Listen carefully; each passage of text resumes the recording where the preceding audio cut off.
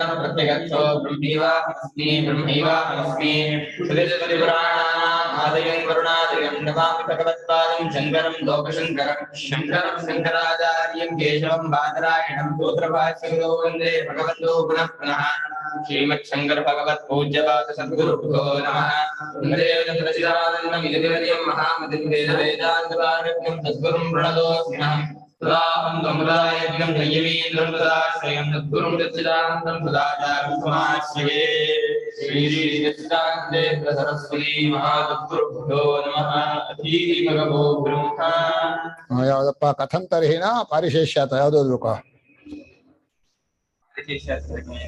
ಆಯ್ತಾ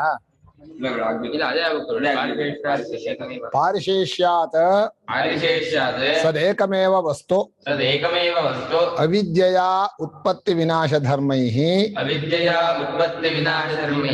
ನಟವತ್ ಅನೇಕಧಾ ವಿಕಲ್ಪ್ಯತೆ ಇತಿ ಇದಂ ಭಾಗವತಂ ಮತಂ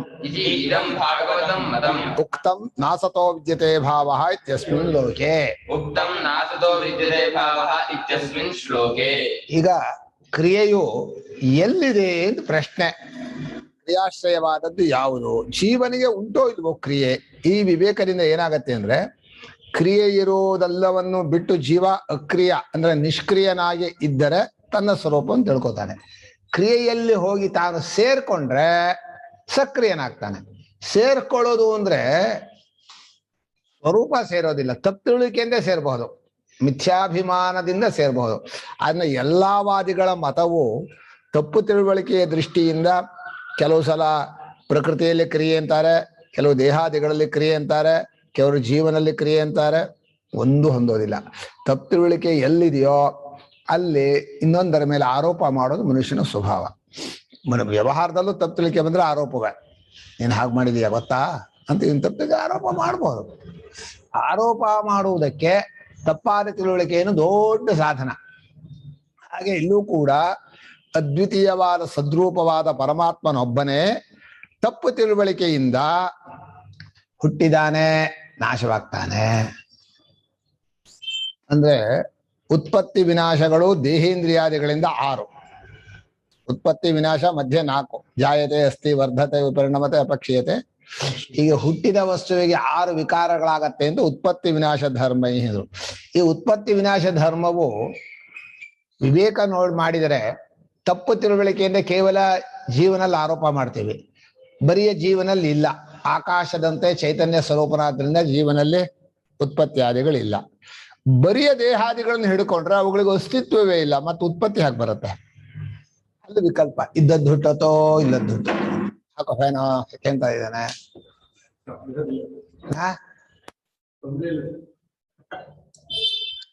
ಹೀಗೆ ತಪ್ಪು ತಿಳುವಳಿಕೆಯಿಂದಲೇ ಎಲ್ಲೆಲ್ಲೂ ಕೂಡ ಹುಟ್ಟು ಸಾವು ಮೊದಲಾದ ಕ್ರಿಯೆಗಳು ನಡೀತಾ ಇದೆ. ತಪ್ಪು ತಿಳುವಳಿಕೆ ಉತ್ಪತ್ತಿಯಾದಿಗಳಿಗೆ ಕಾರಣ ಅಂದೇನೋ ಉತ್ಪತ್ತಿಯಾದಿಗಳಿದೆ ಅಂತ ತಿಳ್ಕೊಳ್ಳೋ ತಪ್ಪು ತಿಳುವಳಿಕೆ. ತತ್ವಳಿಕೆ ಅನ್ನೋ ಒಂದು ವಸ್ತು, ಅದು ಕಾರಣ ಅಂತ ಅರ್ಥ ಅಲ್ಲ.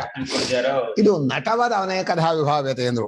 ಒಬ್ಬನೇ ನಟ ರಾಜನೂ ಆಗ್ಬಹುದು, ರಂಕನೂ ಆಗ್ಬಹುದು. ರಂಕ ಅಂದ್ರೇನಾ? ರಾಜನು ಸೇವಕನು ಒಬ್ಬನೇ ಆಗ್ಬಹುದು. ಯಾಕಂದ್ರೆ ವೇಷ ತರ ಹಾಕೋದು. ಈಗ ನೀವು ವೇಷ ಹಾಕೊಂಡ್ ಬಂದ ರಾಜ ಕೂತ್ಕೊಂಡ ಸಿಂಹದ ಮೇಲೆ, ಆಮೇಲೆ ಇನ್ನೊಂದು ವೇಷ ಹಾಕೊಂಡ್ ಬಂದ ರಂಕ ಸೇವಕನಾದ. ಈ ರೀತಿ ಒಬ್ಬನೇ ಪರಮಾತ್ಮನೇ ನಟವತ್ ಅನೇಕಧಾ ವಿಕಲ್ಪ್ಯತೆ. ಅದನ್ನ ಸಮನ್ವಯ ಇದು ಅನನ್ಯತ್ವಾಧಿಕರಣದಲ್ಲಿ ಭಾಷ್ಯಕಾರ ಬರೀತಾರೆ. ಒಬ್ಬನೇ ಪರಮಾತ್ಮನೇ ನಿಮ್ಮ ತಪ್ಪು ತಿಳುವಳಿಕೆಯಿಂದ ಇಷ್ಟು ಆಕಾರವಾಗಿ ಕುಣಿತಾ ಇದ್ದಾನೆ. ಏನೇನು ಆಕಾರ ಒಂದು ಲೆಕ್ಕ ಮಾಡೋಕ್ಕಾಗತ್ತ? ವೇಷನ ಹೆಸರು ಆಕಾರ ಲೆಕ್ಕ ಮಾಡೋಕ್ಕಾಗತ್ತೇನಪ್ಪ? ಒಟ್ಟು ಇದೇ ವಿಕಲ್ಪ ಅಂತ ಹೇಳಿ ಇದಂ ಭಾಗವತಂ ಮತಂ. ಭಾಗವತ ಅಂದ್ರೆ ಭಗವಂತನ ಅಂತ ಅರ್ಥ. ಭಾಗವತ ಪುರಾಣ ಅಂತ ಅಲ್ಲ. ಭಾಗವತನೇನೋ ಗೀತೆಯನ್ನು ಉಪದೇಶ ಮಾಡಿದ ಪರಮಾತ್ಮನ ಅಭಿಪ್ರಾಯ ಇದೇ ಸರಿ. ಅದನ್ನ ನಾಸತೋ ವಿದ್ಯತೆ ಭಾವ, ಇದ್ದದ್ದಕ್ಕೆ ಹುಟ್ಟು ಬರುವುದಿಲ್ಲ, ಇಲ್ಲದೆ ಇರೋದು ಹುಟ್ಟೋದಿಲ್ಲ. ಆದ್ರಿಂದ ದೇಹಾದಿಗಳಲ್ಲೂ ಕ್ರಿಯೆ ಇಲ್ಲ, ಯಾಕಂದ್ರೆ ಇಲ್ವೇ ಇಲ್ಲ. ಚೈತನ್ಯದಲ್ಲಿ ಕ್ರಿಯೆ ಇಲ್ಲ, ಯಾಕೆಂದ್ರೆ ಕ್ರಿಯೆ ಆಗುವಂತಹ ಸ್ವಭಾವ ಇಲ್ಲ ಅಂತ.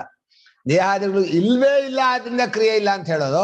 ಇದು ಯಾವಾಗ್ಲೂ ಇರ್ತಾನೆ, ಆದ್ರೆ ಇವನಲ್ಲಿ ಕ್ರಿಯೆ ಇಲ್ಲ ಅಂತ ಹೇಳೋದು. ಎರಡರಲ್ಲೂ ಕೂಡ ಕ್ರಿಯೆ ಯಾರಿಗೂ ಇಲ್ಲ. ತಪ್ಪು ತಿಳುವಳಿಕೆಯಿಂದ ಮಾಡಬಹುದು. ಸತ್ ಪ್ರತ್ಯಯಸ್ಯ ಅವ್ಯಭಿಚಾರಾತ್ ವ್ಯಭಿಚಾರಾಚ್ಚ ಇತರೇಷಾಂ. ಇದು ಅನುಭವಕ್ಕೆ ಯುಕ್ತಿಯನ್ನು ಜೋಡಿಸೋದು. ಇದ್ದದ್ದು ಹುಟ್ಟುವುದಿಲ್ಲ ಅಂತ ಅನುಭವ, ಇರುವ ಚೈತನ್ಯಕ್ಕೆ ಹುಟ್ಟಿಲ್ಲ ಅಂತ. ಆ ಇದೆ ಅನ್ನೋದು ಯಾವ ವಸ್ತು ನೋಡಿದ್ರು ಜೊತೆ ಸೇರ್ಕೊಂಡೇ ಕಾಣುತ್ತೆ. ವ್ಯಭಿಚಾರವಾಗ ನಾನು ಬಿಟ್ಟು ಹೋಗುವುದಿಲ್ಲ ಅಂತ, ವ್ಯಭಿಚಾರ ಅಂದ್ರೆ ಬಿಟ್ಟು ಹೋಗೋದು, ವ್ಯತಿರೇಕ ವ್ಯಭಿಚಾರ. ಇದೇ ಅನ್ನೋ ಪ್ರತ್ಯಯ ಇದೆಯಲ್ಲ ಪ್ರಪಂಚದಲ್ಲಿ ಯಾವ್ದು ನೋಡಿದ್ರು ಇದೇ ಅನ್ನೋ ಜೊತೆಲೇ ಕಾಣಿಸ್ಬೇಕು. ಇರುವ ಕುರ್ಚಿ, ಇರುವ ಕಂಬ, ಇರುವ ಮನೆ, ಇರುವ ಮನುಷ್ಯ ಅಂತ ಇದೇ ಅನ್ನೋ ಜೊತೆಯಲ್ಲೇ ಎಲ್ಲ ಕಾಣಿಸ್ಬೇಕಾದ್ರಿಂದ ಸಚ್ಚಿದಾನಂದ ಸ್ವರೂಪ ಎಲ್ಲೆಲ್ಲೂ ಇದೆ. ನೀವು ಎಲ್ಲೆಲ್ಲೂ ಇರೋ ಸಚ್ಚಿದಾನಂದ ಸ್ವರೂಪವು ನೀವು ಅದನ್ನೇ ನೋಡೋಲ್ಲ. ಏನ್ ನೋಡ್ತೀರಿ? ಆ ವಿಶೇಷ ಇದೆಯಲ್ಲ, ಸ್ಪೆಷಲ್ಲು, ಅದೇನ್ ಗೊತ್ತಾ, ಆ ಆಕಾರ, ಹೆಸರು, ಅದು ಮರಳು ಮಾಡ್ಬಿಡತ್ತೆ. ಅಯ್ಯೋ ಏನ್ ಚೆನ್ನಾಗಿದೆ, ಏನ್ ಚೆನ್ನಾಗಿದೆ. ಮೋಸ ಅಂದ್ರೆ ಮೋಸ. ಆದ್ರಿಂದ ಇತರೇಷಾಂ ನಾಮರೂಪ ಪದಾರ್ಥಾನಾಂ ವ್ಯಭಿಚಾರ. ಒಂದು ನಾಮರೂಪ ಇನ್ನೊಂದಕ್ಕೆ ಇರೋಲ್ಲ, ಆ ನಾಮರೂಪ ಇದಕ್ಕೆಲ್ಲ, ಅದು ಬಿಟ್ಟು ಹೋಗತ್ತೆ. ಆ ಬಿಟ್ಟು ಹೋಗದನ್ನ ಹಿಡ್ಕೊಳಕ್ ಹೋಗ್ತೀರಿ, ಯಾವಾಗ್ಲೂ ಜೊತೆಲಿ ಇದ್ರಲ್ಲ, ನೋಡೋಕ್ಕೂ ಹೋಗಲ್ಲ. ಮನುಷ್ಯನಿಗೆ ಅಸಡ್ಡೆ ಯಾಕೆ ಅಂದ್ರೆ ಯಾವಾಗ್ಲೂ ಜೊತೆಲಿ ಇದಾನಲ್ಲ, ಬಿಡ್ರೆ ಅವನೆಂತ ನೋಡೋದು ಅಂತ. ಯಾವ್ದು ಬಿಟ್ಟು ಹೋಗತ್ತೋ, ಕೈಗೆ ಸಿಗೋಲ್ವೋ, ಮಾರಿಚನ್ ಹಿಡ್ಕೊಂಡು ಹೋಗೋ ಹಾಗೆ ಹಿಡ್ಕೊಳಕ್ ಹೋಗ್ತಾರೆ. ಸಿಗತ್ತದೋ? ಎಂಥದ್ದು ಇಲ್ಲ. ಹೀಗೆ ಮನುಷ್ಯನಿಗೆ ಸದಸದ್ವಿವೇಕ, ಆತ್ಮಾನಾತ್ಮ ವಿವೇಕ, ಪ್ರಿಯಾಪ್ರಿಯ ವಿವೇಕವನ್ನ ಈ ಶ್ಲೋಕದಲ್ಲಿ ಹೇಳಿದ್ರು. ಈಗ ಪುನಃ ಕೆಲವು ಅಜ್ಞನು ಕರ್ಮ, ಈ ಮುಂದೆ ಸನ್ಯಾಸದ ಪ್ರಶ್ನೆ ಬರುತ್ತೆ. ಅಜ್ಞನಾದವನು ಸನ್ಯಾಸಿಯೋ ಜ್ಞಾನಿಯ ಸನ್ಯಾಸಿಯೋ, ಏನು ಹೇಳಿ ಸನ್ಯಾಸ ಅಂತ ಅರ್ಥ ಏನು ಅಂತ ಹೇಳ್ಬೇಕು. ಅದಕ್ಕೆ ಪೀಠಿಕೆಯಾಗಿ ತಗೋತಾ ಇದ್ದಾರೆ. ಕಥಂತರಿಹಿ ಆತ್ಮನಃ ಅವಿಕ್ರಿಯತ್ವೇ ಅಶೇಷತಃ ಕರ್ಮಣಃ ತ್ಯಾಗಃ ನೋಪಪದ್ಯತೆ ಇತಿ. ಆತ್ಮನಲ್ಲಿ ವಿಕಾರವೇ ಇಲ್ಲ. ವಿಕಾರವಿಲ್ಲ ಅಂದ್ರೆ ಕ್ರಿಯೆಯೇ ಇಲ್ಲ, ಏನು ಬದಲಾವಣೆನೇ ಇಲ್ಲ, ಚೇಂಜೇ ಆಗೋಲ್ಲ. ಎಲ್ಲಿ ಕ್ರಿಯೆ ನಡೆಯುತ್ತೋ ಅಲ್ಲಿ ವಿಕಾರ ಆಗಲೇ ಆಗ್ಬಿಡು. ವಿಕಾರ ಅಕುರ್ವತಿ ಕ್ರಿಯಾ ನೋತ್ಪದ್ಯತೆ ಅಂತ, ಕ್ರಿಯೆಗೆ ಆಧಾರವಾದದ್ದು ಯಾವ್ದಿದೆಯೋ ಅಲ್ಲಿ ಕ್ರಿಯೆ ನಡೆದ್ರೆ ಚೇಂಜ್ ಆಗಿ ಆಗತ್ತೆ. ನೀವು ಉಜ್ಜಿ ಬಿಟ್ರೆ ಚೂರು ಬದಲಾಗಿ ಆಗತ್ತೆ. ಪಾತ್ರೆ ಆಗಿರ್ಬೋದು, ಬಟ್ಟೆ ಆಗಿರ್ಬೋದು, ನೆಲ ಆಗಿರ್ಬೋದು, ಯಾವುದು ಕ್ರಿಯೆಗೆ ಆಧಾರವಾಗಿ ಆಶ್ರಯವಾಗತ್ತೋ ಅದು ವಿಕಾರವಾಗಿ. ಇವನಲ್ಲಿ ಕ್ರಿಯೆ ಇಲ್ಲ, ಆದ್ರಿಂದ ಇವನು ಕ್ರಿಯೆಯಲ್ಲೇ ಇರೋದ್ರಿಂದ ಇವನು ವಿಕಾರವೂ ಇಲ್ಲ. ವಿಕಾರವೂ ಕ್ರಿಯೆಯೂ ಇಲ್ಲ ಅಂದ್ರೆ ಪೂರ್ತಿ ಕರ್ಮ ಬಿಡೋಕ್ಕಾಗಲ್ಲ. ನೇನೋ ಅರ್ಥ ಏನದಕ್ಕೆ? ಅಶೇಷತಃ ಕರ್ಮಣಃ ತ್ಯಾಗ ಕಥಂ ನೋಪಪದ್ಯ. ಹೊಂದಲ್ಲ, ಪೂರ್ತಿ ಕರ್ಮ ಬಿಡೋಕ್ ಆಗೋಲ್ಲ ಅಂತ ಒಂದ್ಸಲ ಹೇಳ್ಬಿಟ್ಟ. ನಹಿ ಕರ್ಮ ನಶ ಪೂರ್ತಿ ಕರ್ಮ ಅಶೇಷತಃ, ಪೂರ್ತಿ ಕರ್ಮ ಬಿಡೋಕ್ಕಾಗಲ್ಲ. ಏನ್ ಅರ್ಥ ಅದಕ್ಕೆ? ಈಗ ಅದಕ್ಕೆ ಪ್ರಶ್ನೆ ಮಾಡ್ತಾರೆ. ಇದು ವಸ್ತುಭೂತಾಃ ಗುಣಾಃ ಇದಿವಾ ವಿದ್ಯಾ ಕಲ್ಪಿತಾಃ ತದ್ಧರ್ಮ ಕರ್ಮ. ಇಲ್ಲಿ ಗುಣ ಅಂದ್ರೆ ಸತ್ವರಜ ಸಮಗುಣಗಳು ವಸ್ತು ಸ್ವರೂಪದಲ್ಲೇ ಇದೆಯೋ ಅಥವಾ ತಪ್ಪು ತಿಳಿಕೆಯಿಂದ ಕಲ್ಪಿತವಾಗಿದೆಯೋ. ಒಟ್ಟು ಕ್ರಿಯೆ ಅನ್ನೋದು ಆ ಸತ್ವರಜ ಸಮಗುಣಗಳದ್ದೇ. ಮನಸ್ಸಿನಲ್ಲಿ ಸತ್ವರಜ ಸಮೋ ಗುಣಗಳಿದ್ರೆ ಅದಕ್ಕೆ ತಕ್ಕಂತಹ ಕರ್ಮ ಮಾಡ್ತಾನೆ, ಅದರದ್ದೇ ಚೇಷ್ಟೆ. ತದ್ ಆತ್ಮನೇ ಅವಿದ್ಯಾಧ್ಯಾರೋಪಿತಮೇವ. ಆ ಗುಣಗಳಲ್ಲಿ ನಡೀತಾ ಇರೋ ಕ್ರಿಯೆಯನ್ನ, ಮನಸ್ಸಲ್ಲಿರೋ ಗುಣಗಳು, ಅದರಲ್ಲಿ ಕ್ರಿಯೆ ಇದೆ, ಅದನ್ನ ತನ್ನ ಮೇಲೆ ಹಾಕೋತಾನೆ. ನಾನು ಇದನ್ನು ತಿಂದೆ, ಇದನ್ನು ನೋಡಿದೆ, ಇದನ್ನು ಮಾಡಿದೆ ಅಂತ ಕೇವಲನಾದ ಚೈತನ್ಯ ರೂಪನಾದ ಜೀವನ ಮೇಲೆ ಆರೋಪ ಮಾಡ್ಕೊಳ್ತಾನೆ. ಇತಿ ಅವಿದ್ವಾನ್. ಆದ್ರಿಂದ ಅವನು ಅಜ್ಞಾನಿ. ಯಾವಾಗ ಅಜ್ಞಾನಿ ಅದ್ರಲ್ಲಿ ಬೆರೆತು ಹೋಗ್ಬಿಟ್ಟ, ಸೇರ್ಕೊಂಡ್ಬಿಟ್ಟ, ಅವನಿಗೆ ನಹಿ ಕಶ್ಚಿತ್ ಕ್ಷಣಮಪಿ ಅಶೇಷತಃ ತ್ಯಕ್ತುಂ ಶಕ್ನೋತಿ. ಆ ಶ್ಲೋಕದ ಅರ್ಥ ಅದು. ನಹಿ ಕಶ್ಚಿತ್ ಕ್ಷಣಮಪಿ ಜಾತು ತಿಷ್ಠತ್ಯ ಕರ್ಮ ಕೃತ ಇದೆ, ಅರ್ಥವನ್ನು ಬರ್ದಿದ್ದಾರೆ. ಅಂದ್ರೆ ಯಾವನೊಬ್ಬನೂ ಕೂಡ ಒಂದು ಸ್ವಲ್ಪ ಹೊತ್ತು ಕರ್ಮ ಬಿಡೋಕ್ ಆಗೋಲ್ಲ ಅಂದ್ರೆ ಅಲ್ಲೊಂದು ಇನ್ವೈಟೆಡ್ ಬ್ರಾಕೆಟ್ ಅಲ್ಲಿ ಒಂದು ಇಟ್ಕೋಬೇಕು, ಅಜ್ಞಾಸ್ಯ ಅಂತ. ತಪ್ಪು ತಿಳ್ಕೊಂಡವ ಯಾರೊಬ್ಬನಿಗೂ ಪೂರ್ತಿ ಬಿಡೋಕ್ ಆಗೋಲ್ಲ ಅಂತ ಹಾಗಿಟ್ಕೋಬೇಕು. ಕರ್ಮ ಬಿಡೋದು ಮನುಷ್ಯನಿಗೆ ಕೂಡ್ಕೊಳ್ಳೋ ಸ್ವಭಾವ, ಬಿಟ್ಟೋಗೋ ಸ್ವಭಾವ ಅಂದ್ರೆ ಬಿಟ್ಟೋಗೋದೇ ಸ್ವಭಾವ, ಕೂಡ್ಕೊಳ್ಳೋ ಸ್ವಭಾವ ಅಲ್ಲ. ಆಹಾರ ತಿಂದು ಬಿಡ್ಲೇಬೇಕು, ಜನ ಬಂದ್ರು ಬಿಟ್ಟು ಹೋಗ್ಲೇಬೇಕು. ಮನುಷ್ಯ ದೇಹಾದಿಗಳನ್ನು ಪಡ್ಕೊಂಡ್ರು ಬಿಡೋದು ಅನ್ನೋ ಸ್ವಭಾವ ಅನ್ನೋದಕ್ಕೆ ನಿದ್ರೆನೇ ಗುರುತು. ಎಲ್ಲ ಬಿಟ್ಟು ನಿದ್ರೆ ಹೋಗ್ತೀವಿ. ಯಾವ್ದು ಎಷ್ಟೊತ್ತು ಎಚ್ಚರ ಇಟ್ಟರು ನಿದ್ದೆ ಹೋಗ್ಲೇಬೇಕಾ? ಅಯ್ಯಯ್ಯೋ, ನಿದ್ದೆ ಬರದೆ ಹೋದ್ರೆ ತಲೆ ಕೆಟ್ಟ ಹೋಗ್ಬಿಟ್ಟು. ಆದ್ರೆ ಮನುಷ್ಯನ ಸ್ವಭಾವದಲ್ಲಿ ಬಿಡುವುದು ಅನ್ನೋ ಸ್ವಭಾವವಾಗಿ ಬಂದದ್ದು. ಎಲ್ಲಾ ವಸ್ತುಗಳು ಬಂದಾಗ ಆಗತ್ತೆ, ಬಿಟ್ಟು ಹೋಗತ್ತೆ. ಇಷ್ಟು ಜನ ಫಂಕ್ಷನ್ಗೆ ಬಂದ್ರು, ಯಾರಿದ್ದಾರೆ? ಎಲ್ಲ ಬಿಟ್ಟು ಹೋಗಿದ್ದಾರೆ, ಒಬ್ರು ಇರಲ್ಲ. ಹೀಗೆ ಬಿಟ್ಟೋಗೋದು ಅನ್ನೋದು ಪ್ರಪಂಚದ ಸ್ವಭಾವ. ಆದ್ರೆ ತಪ್ಪುಳಿಕೆಯಿಂದ ಹೇರ್ಕೊಂಡ್ರೆ ಅವನ ಕೈಲಿ ಬಿಡೋಕ್ ಆಗೋಲ್ಲ.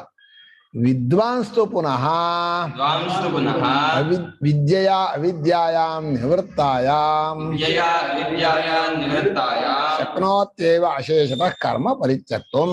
ಶಕ್ನೋತ್ಯೇವ ಅಶೇಷತಃ ಕರ್ಮ ಪರಿತ್ಯಕ್ತುಂ.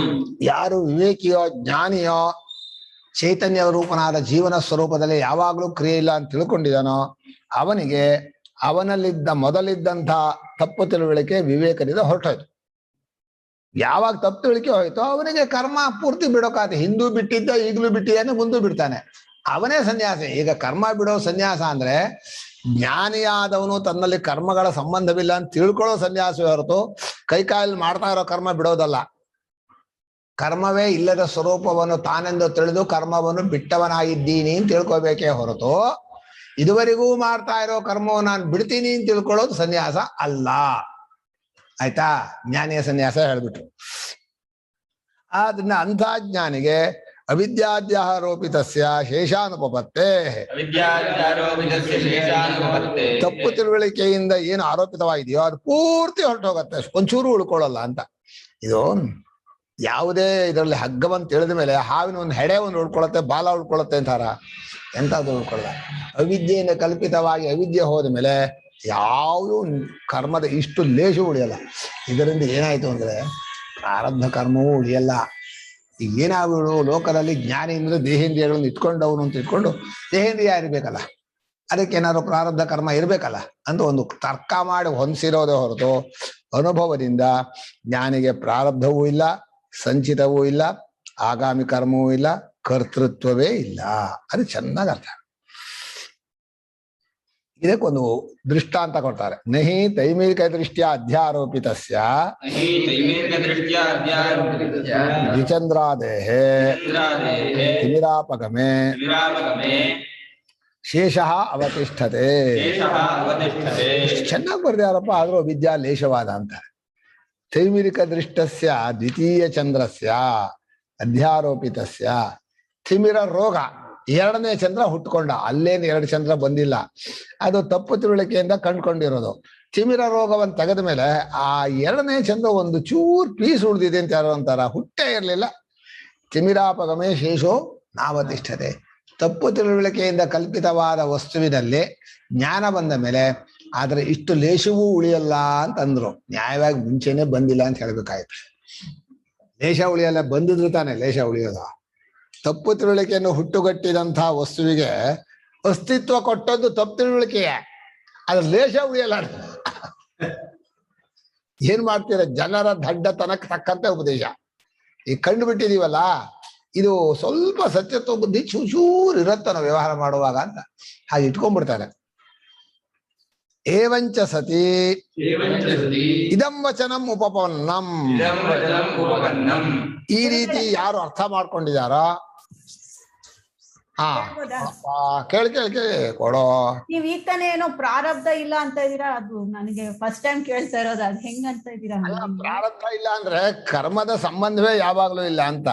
ಇವು ದೇಹೇಂದ್ರಿಯಗಳು ಇದೆ ಅಂತ ಇಟ್ಕೊಂಡವರಿಗೆ ಪ್ರಾರಬ್ಧ ಗಂಟೆ ಹಾಕ್ಬೇಕಾಗತ್ತೆ. ಜ್ಞಾನಿಯೋ ನಮ್ಮಂತ ದೇಹೇಂದ್ರಿಯಗಳು ಉಳ್ಳವನು ಅಂತ. ಜ್ಞಾನಿ ಅಂದ್ರೆ ಸ್ವರೂಪದಿಂದ ಪರಮಾತ್ಮನೇ, ಅವನು ಚೈತನ್ಯ ಸ್ವರೂಪನೇ. ಚೈತನ್ಯ ಸ್ವರೂಪಕ್ಕೆ ಎಂತ ಪ್ರಾರಬ್ಧ ಇರುತ್ತೆ? ಮಾಡಿದ್ರೆ ತಾನೆ ಯಾವತ್ತಾದ್ರೂ ಪ್ರಾರಬ್ಧ ಬರ್ಬೇಕು. ಹಿಂದೂ ಮಾಡಿಲ್ಲ, ಈಗಲೂ ಮಾಡಿಲ್ಲ, ಮುಂದೂ ಮಾಡಲ್ಲ. ಪ್ರಾರಬ್ಧ ಬರೋಕೆ ಅವನ ದೇಹೇಂದ್ರಿಯಗಳ ಸಂಬಂಧವೇ ಇಲ್ಲ. ಅದನ್ನ ಪ್ರಾರಬ್ಧ ಇದೆ ಎನ್ನೋದು ಲೋಕಸಿದ್ಧ. ಒಂದು ಗುರುಗಳು ಬೇಕು, ಆಚಾರ್ಯ ಬೇಕು, ಅವನಿಗೂ ಕೈಕಾಲಿದೆ ಅಂತ ಲೋಕದ ಪರಾಧ್ಯಾರೋಪಿತ ಕರ್ತೃತ್ವ ಅಂತಾರೆ. ಮತ್ತೊಬ್ಬರ ವಿದ್ಯೆಯಿಂದ ಅಧ್ಯಾರೋಪ ಮಾಡಿದ್ದು. ಅವನಿಗೆ ವಿದ್ಯೆ ಅಲ್ಲ, ಇನ್ನೊಬ್ಬರ ವಿದ್ಯೆ ಇಟ್ಕೊಂಡು ಅವ್ರಿಗೆ ಕಣ್ಣಿಗೆ ಕಾಣಿಸತ್ತಲ್ಲಪ್ಪ. ಜ್ಞಾನೇಂದ್ರ ಕೃಷ್ಣ ಓಡಾಡಿದ್ದು, ರಥ ಹಿಡ್ಕೊಂಡಿದ್ದು, ಉಪದೇಶ ಮಾಡಿದ್ದು ಎಲ್ಲ ಕಾಣಲ್ವಾ?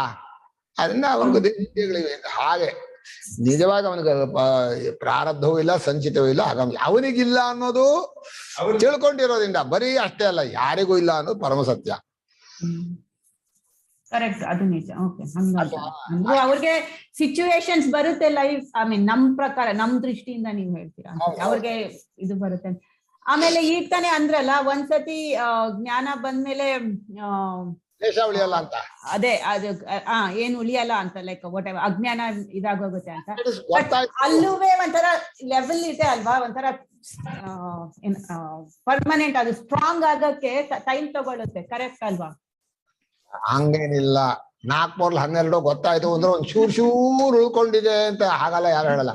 ಕನ್ಫರ್ಮ್ ಗುರುಗಳೇ ಅವರಲ್ಲಿ ಸಂಸ್ಕಾರ ಸುವಾಸನೆ ಅದೆಲ್ಲ ಇರುತ್ತೆ ಅದೆಲ್ಲ ಬೇರೊಬ್ಬರ ಆರೋಪ ಅಷ್ಟೇ. ಗೊತ್ತಾಯ್ತು ಅಂದ್ಮೇಲೆ ತಪ್ಪು ತಿಳ್ಕೆ ಚೂರು ಉಳಿದಿದೆ ಅನ್ನೋದು ಅನುಭವ ಇರುತ್ತೆ. ಅದು ಕರೆಕ್ಟ್, ಅದು ಒಪ್ಕೊಂಡೆ. ಗೊತ್ತಾಯ್ತು ಅಂದ್ರೆ ಗೊತ್ತಾಯ್ತು, ಹೌದು. ಆದ್ರೆ to be established in that ಅನ್ನೋಂಗ್ ಇರಲ್ವಾ ಅಂತ. ಎಸ್ಟಾಬ್ಲಿಷ್ಡ್ ಅನ್ನೋದು ಯಾವಾಗ್ಲೂ ಅನುಭವಪೂರ್ವಕ ಜ್ಞಾನಕ್ಕೆ ಎಸ್ಟಾಬ್ಲಿಷ್ಡ್ ಅಂತ ಹೇಳೋದು. ನಿಮ್ಮ ಅನುಭವದಲ್ಲಿ ಗೊತ್ತಾದ್ರೆ ಖಾರ ಅಂತ ಅನುಭವಕ್ಕೆ ಬಂದ್ಮೇಲೆ ಅದು ಎಸ್ಟಾಬ್ಲಿಷ್ಡ್. ಅದು ಒಂದ್ ಚೂರ್ ಅದಕ್ಕೆ ಸಂಶಯ. ಪರ್ಮನೆಂಟ್ ಆಗಿ ಖಾರ ತಿನ್ನಕ್ ಗೊತ್ತಾ ಮೀನ್ ಅದು ಎಸ್ಟಾಬ್ಲಿಷ್ ಆಗ್ಬೇಕು. ಅಲ್ಲ, ನಾನು ಉದಾಹರಣೆ ಕೊಟ್ಟ ಗೊತ್ತಾದದಕ್ಕೆ ಮಾತ್ರ ಖಾರ ತಿಂತೀರೋ ಸಿಹಿ ತಿಂತೀರೋ. ಒಂದು ಸಲ ಅನುಭವ ಸಹಿತವಾದ ಜ್ಞಾನ ಬಂದ್ರೆ ಅದು ಎಸ್ಟಾಬ್ಲಿಷ್ಡ್. ಅದಕ್ಕೆ ಮತ್ತೆ ಅಲಗಾಟ ಇಲ್ಲ.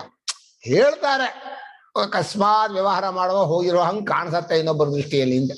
ಅದೆಲ್ಲ ಸುಮ್ನೆ ಇನ್ನೊಬ್ಬರ ಸಮಾಧಾನಕ್ಕೆ ಹೇಳಿದ್ದು.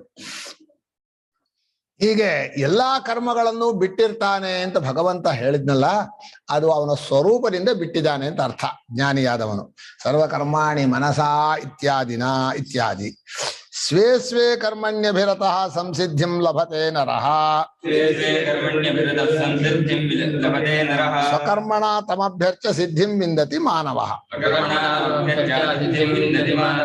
ಈ ವಾಕ್ಯದಲ್ಲಿ ಒಂದು ಸ್ವಾರಸ್ಯ ಏನಪ್ಪಾ ಅಂದ್ರೆ, ನಿನ್ನಲ್ಲಿ ಯಾವತ್ತೂ ಕರ್ಮ ಇಲ್ಲ. ನೀನ್ ನಾಟಕಕ್ಕೋಸ್ಕರ ಕರ್ಮವನ್ನು ಸ್ವೀಕಾರ ಮಾಡ್ಬೇಕು. ಯಾವ ಕರ್ತವ್ಯ ಸ್ವೀಕಾರ ಮಾಡಿದ್ರೇನೋ, ನೀನ್ ಆಳಾದ ವೇಷ ಹಾಕೊಂಡ್ರೇನೋ ರಾಜನಾದ ವೇಷ ಹಾಕೊಂಡ್ರು ಎರಡೂ ಅಲ್ವಲ್ಲ. ಇಲ್ಲ ನಂಗೆ ರಾಜನ ವೇಷವೇ ಬೇಕು ಅಂದ್ರೆ ಆಗ ಅವನಿಗೆ ವೇಷವೇ ಪ್ರಧಾನವಾಗತ್ತೆ. ಆದ್ರೆ ತಮ್ಮ ಕರ್ಮವನ್ನು ಮಾಡುವಂತಹ ಅಜ್ಞಾನಿಗೂ ಕೂಡ ಒಂದು ರೀತಿ ಯಾವಾಗಲೂ ಕರ್ಮ ಸಂಬಂಧ ಇಲ್ಲ ಅಂತ ಹೇಳಿ ವೇಷ ಹಾಕಿ ಕರ್ಮ ಮಾಡೋದ್ರಿಂದ ಆ ಮಾತು ಹೊಂದತ್ತೆ. ನಿಮ್ ಕರ್ತವ್ಯ ಕರ್ಮ ಏನಾದ್ರೂ ಆಗಿರ್ಲಿ ನೀವು ಮಾಡ್ಲೇಬೇಕಲ್ವಾ. ಅದಕ್ಕೇನು ಹೆಚ್ಚು ಕಡಿಮೆ ಮೇಲು ಕೀಳು ಯಾವುದು ಇಲ್ವಲ್ಲ. ಸ್ವೇ ಸ್ವೇ ಕರ್ಮಣಿ ಅನ್ನೋದು ತಮ್ಮ ಕರ್ತವ್ಯ ಅನ್ನೋದು ಅವನ ಸ್ವರೂಪದಲ್ಲಿ ಕರ್ಮ ಇಲ್ಲದೆ ಹೋದ್ಮೇಲೆ ಕಲ್ಪಿತ ಕರ್ಮಗಳಲ್ಲಿ ಯಾವುದಾದ್ರೇನು ಈ ಕಲ್ಪಿತ ವಸ್ತುಗಳು ಸಕ್ಕರೆ ಗೊಂಬೆಗಳು, ಅದರಲ್ಲಿ ಸಿಂಹ ಕೊಡಿ, ಆನೆ ಕೊಡಿ, ಗಣಪತಿ ಕೊಡಿ ಅಂದ್ರೆ ಕೊಡ್ತಾ ಇರೋ ಸಕ್ಕರೆನೆ, ಅದೆಲ್ಲ ಕಲ್ಪಿತಗಳೇ. ಅದ್ರಲ್ಲಿ ಏನಾದ್ರೇನಂತೆ ವಿವೇಕಿಗೆ ನೀವು ವ್ಯವಹಾರಕ್ಕೆ ಬೇಕೋ ವ್ಯವಹಾರ ಬಿಡಿ. ವ್ಯವಹಾರಕ್ಕೆ ಯಾವಾಗಲೂ ಒಳ್ಳೆ ಭಾವನೆ ಕೆಟ್ಟ ಭಾವನೆ ಮೇಲು ಕೀಳು ಇದ್ದೇ ಇರುತ್ತೆ. ನಾನು ವೇಷ ಹಾಕುವಾಗ ನಾನು ಹಾಕಲ್ಲ ರಾವಣನ ವೇಷ ಅಂತ ನಮ್ಮಲ್ಲೊಬ್ರು ಹೇಳೋರು. ಯಾವಾಗ್ಲೂ ನೀವು ಸಾಯೋ ವೇಷನೇ ಹಾಕ್ತೀಯ ನೀನು, ಒಂದು ಒಳ್ಳೆ ವೇಷ ಹಾಕು ಅಂತ. ಅಲ್ಲ, ವೇಷ ಹಾಕಿದ್ಮೇಲೆ ಯಾವ್ದು ವೇಷ ಅಲ್ಲ ಒಂದು. ಆದ್ರೂ ನಾಟಕದಲ್ಲಾದ್ರೂ ಒಂದು ಒಳ್ಳೆ ವೇಷ ಹಾಕ್ಲಿ ಅಂತ.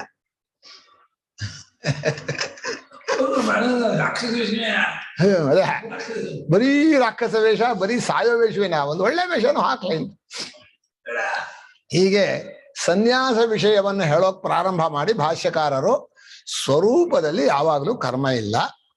ಜ್ಞಾನಿಯಾದವನು ಕರ್ಮವನ್ನು ಬಿಟ್ಟ ಅನ್ನೋದು ಒಂದು ರೀತಿ ಇಲ್ಲದೆ ಇರೋ ಕರ್ಮವನ್ನು ಬಿಟ್ಟಿರೋದು ಔಪಚಾರಿಕ. ಅವನ ಸ್ವರೂಪದಲ್ಲಿ ಕರ್ಮ ಇಲ್ಲದೆ ಬಿಟ್ಟ ಅಂದ್ರೇನೋ ಬಿಟ್ಟ ಇದ್ದಾನೆ, ಅವನಿಗೆ ಅರ್ಥವಾಗಿರತ್ತೆ ಬಿಡ್ತಾನೆ. ಈಗ ಅದನ್ನು ಸನ್ಯಾಸಕ್ಕೆ ಹೊಂದಿಸಿ ಮುಂದಿನ ಶ್ಲೋಕಕ್ಕೆ ಪೀಠಿಕೆ ಮಾಡ್ತಾ ಇದ್ದಾರೆ.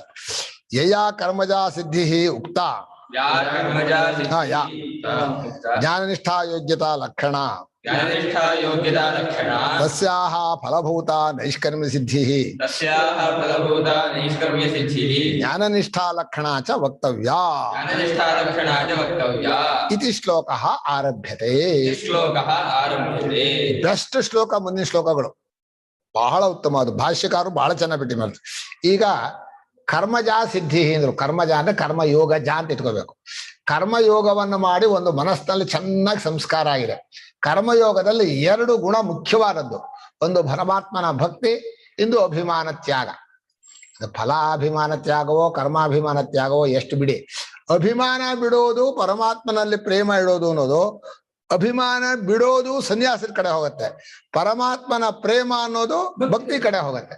ಒಂದನ್ನು ಯೋಗ ಅಂತ ಕರೆದಿಯಾನೆ, ಒಂದನ್ನು ಸನ್ಯಾಸ ಅಂತ ಕರೆದಿಯಾನೆ. ಯಾವುದು ಸನ್ಯಾಸ? ಅಭಿಮಾನ ತ್ಯಾಗ. ಯಾವುದು ಯೋಗ? ಪರಮಾತ್ಮನಲ್ಲಿರೋ ಪರಮ ಪ್ರೇಮ. ಈ ಪ್ರೇಮ ಪ್ಯೂರ್ ಹೌದೋ ಅಲ್ವೋ ಅಂತ ಒಂದು ಪರೀಕ್ಷೆ ಮಾಡಬೇಕು ಪರಮಾತ್ಮ. ನಿಮ್ಗೆ ಅರ್ಧಂಬರ್ಧ ಹಿಡ್ಕೋಬಾರ್ದು. ಇದು ಹಿಡ್ಕೋತೀನಿ ಇದು ಹಿಡ್ಕೋತೀನಿ ಅಂತ 2 ತೆಪ್ಪದಲ್ಲಿ ಕಾಲಿಡಬಾರ್ದು. ನೀವು ಪರ್ಫೆಕ್ಟ್ ಆಗಿ ಹಿಡ್ಕೊಂಡ್ರ ಪರವಾಗಿಲ್ಲ, ಪ್ರೇಮ ಪರ್ಫೆಕ್ಟ್ ಆಗಿ ಪೂರ್ತಿ ಪರಮಾತ್ಮಲ್ಲಿ ಪ್ರೇಮ ಇಟ್ಟರೆ ಅಭಿಮಾನ ಈ ಕಡೆ ಇರಬಾರ್ದು. ಪ್ರಪಂಚದ ಅಭಿಮಾನವೂ ಇದೆ, ಪರಮಾತ್ಮನ ಪ್ರೇಮವೂ ಇದೆ ಅಂದ್ರೆ ಒಪ್ಪಲ್ಲ, ಅದು ಪರಿಶುದ್ಧ ಅಲ್ಲ. ಸರಿತಾನೆ? ನಮಗೆ ನಮ್ಮವರು ಇವರು ಇದ್ದಾರೆ, ಆದ್ರೆ ಪರಮಾತ್ಮನೂ ಬೇಕು ಅಂದ್ರೆ ಅದು ಒಂಥರ ನಮ್ಗೆ ಮನೆ ಕೆಲಸ ಮಾಡ್ಕೊಡೋಕೆ ನಾವು ಹೇಳಿದ್ದನ್ನು ಕೇಳಿದ್ದನ್ನು ಕೊಡೋಕೆ ಅವನು ಅಷ್ಟೇ ಹೊರತು ಅವನೇ ಬೇಕು ಅಂತಲ್ಲ. ನಮ್ಮ ಗುರುಗಳು ಒಂದು ತಮಾಷೆ ಹೇಳಿದ್ರು. ಪರಮಾಚಾರ್ಯ ಹತ್ರಕ್ಕೆ ಯಾರೋ ಬಂದಿದ್ರಂತೆ. ಪರಮಾಚಾರ್ಯ ಬಹಳ ಸೂಕ್ಷ್ಮ. ಒಂದು ಪ್ರಶ್ನೆ ಮಾಡಿದ್ದಾರೆ, ಏನೋ ಬಂದಿದ್ರಲ್ಲ ಅಂತ ಹೀಗೆ ಕೇಳಿದ್ರಂತೆ. ಅದೇ ಸೀರೆ ತಗೊಳಕ್ ಬಂದ್ವಿ, ಹಾಗೆ ನಿಮ್ಮನ್ನ ನೋಡ್ಕೊಂಡು ಹೋಗೋಣ ಅಂತ ಬಂದ್ವಿ. ಆ ಭಾಷೆಯಲ್ಲಿ ಏನಾಯ್ತು ಹೇಳಿ,